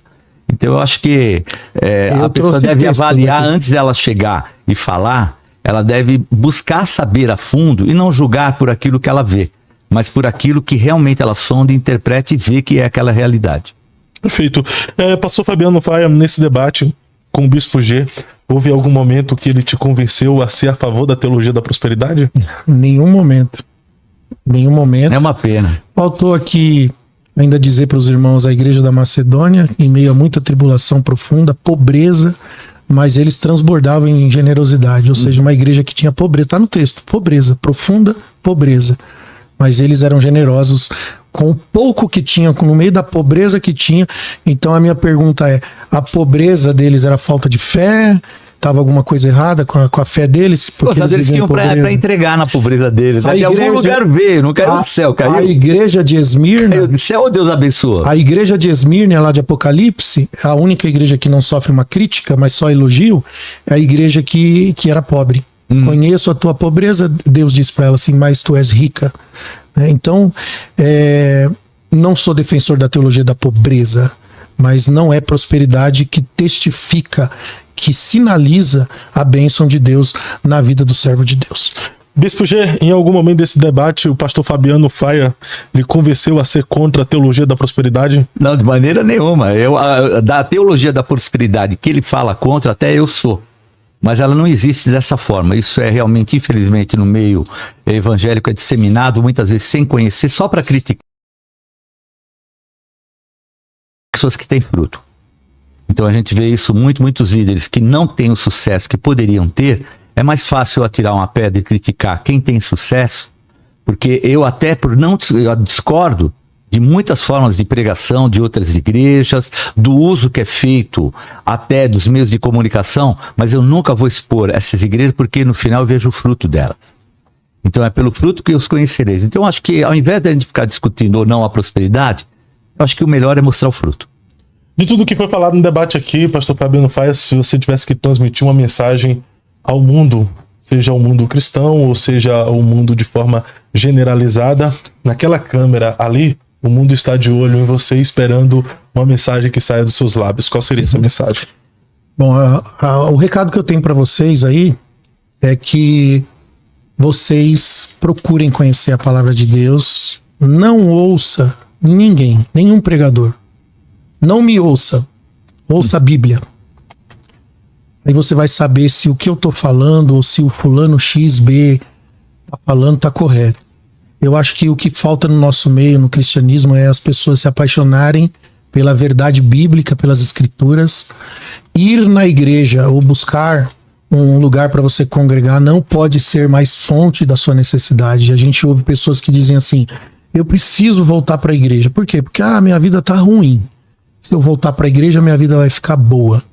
Já começa por aí o grande erro. Precisa existir um grande temor no nosso coração de entender que Cristo tem que ser o seu mediador. O propósito do evangelho não é te dar bens, não é te dar riqueza. O propósito do evangelho é que você se torne a imagem e a semelhança de Jesus. A Bíblia diz que ele nos predestinou a isso. Nos predestinou para sermos conforme a imagem do seu Filho.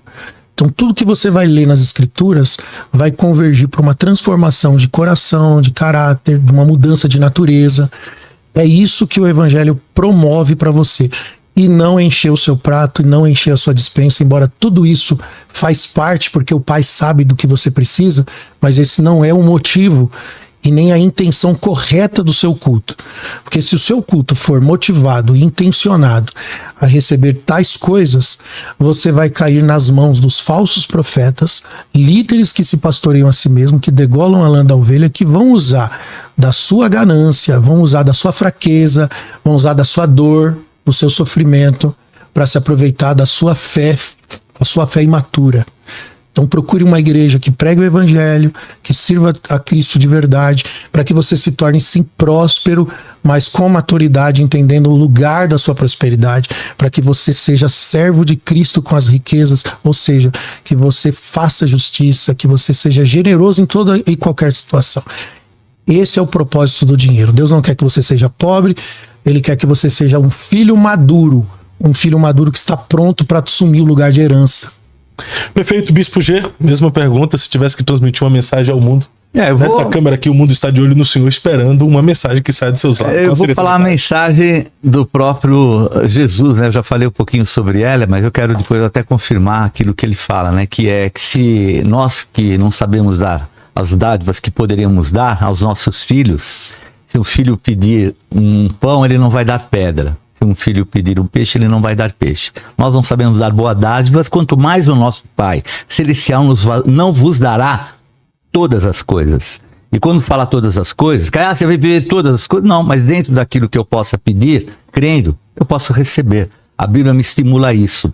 E uma coisa muito importante, porque a religiosidade, ela quer fazer Jesus de alguém pobre e até de uma certa forma, num contexto meio que miserável. Mas a realidade é que, até a música, lembra a música? Pobrezinho nasceu em Belém. E coloca Jesus como alguém pobrezinho porque nasceu numa manjedoura. Nasceu numa manjedoura porque não tinha lugar na hospedaria. José tinha dinheiro para pô-lo ali. Mas a dureza de coração do povo judeu naquela época e do dono simplesmente preparou uma estrebaria para que ele vivesse. Porém, na estrebaria, muito tempo antes, um mês antes de acontecer, mais ou menos, Deus já estava mandando 3 reis magos, dizem que eram 3, né? Não sei. Os traus dos reis magos levando ouro, incenso e mirra. Então a religiosidade que havia lá dentro fez com que fosse necessário astrólogos, magos, virem para levar a provisão que seria para o menino Jesus, José e a mãe, porque tinha ainda um objetivo de ir para o Egito e eles precisavam de provisão. Então fica uma lição, que o Senhor Jesus, quando nasceu, ele não era aquela pessoa pobre e miserável, e ainda que estivesse numa situação difícil, Deus depois manda ouro, incenso e mirra. Esse é o Deus Pai que já no começo do seu filho Jesus demonstrou o quanto é importante que a pessoa receba aquilo que vai abençoar a sua vida. Perfeito, Bispo G.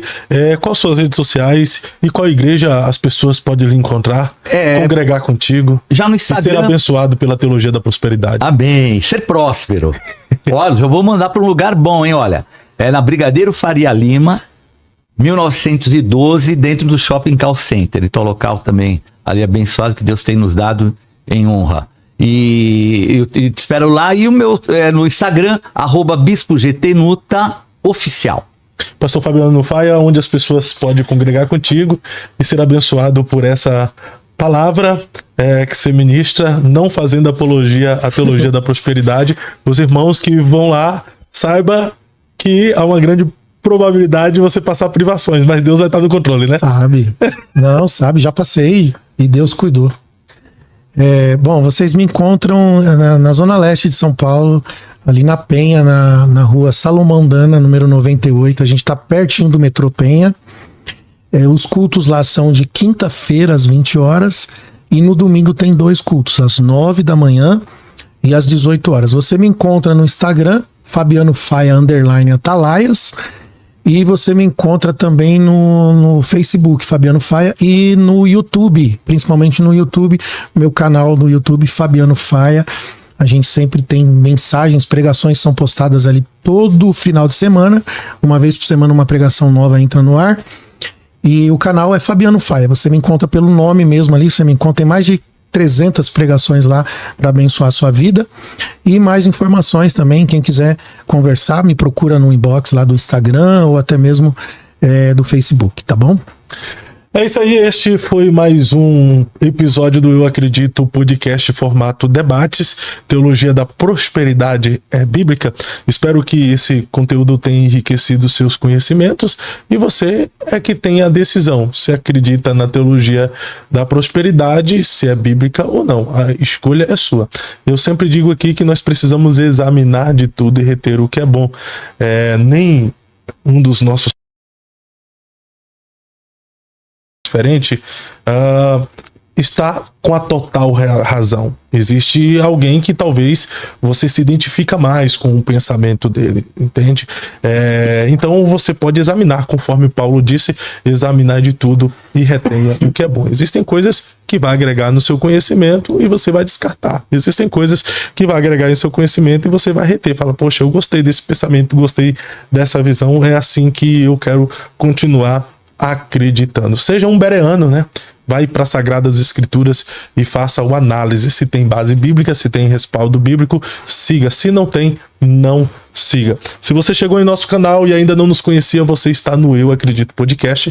Semanalmente estamos aqui com convidados especiais, compartilhando suas experiências de vida, experiências com Deus, experiência no ministério ou em debates como este. Se você não é inscrito, se inscreve aí agora, ative o sininho de notificações para você ser notificado todas as vezes que tivermos conteúdo novos e deixe o seu like, o seu gostei aqui nesse episódio. Assim fazendo, a plataforma entende que o nosso conteúdo é relevante e recomenda para mais pessoas. Nós estamos diretamente dos estúdios TubaCast, encerrando mais um episódio e com a graça de Deus, amanhã nós estaremos de volta às 14 horas com mais um debate especial do Eu Acredito Podcast. Fique na paz, fique com Deus e Deus em Cristo vos abençoe.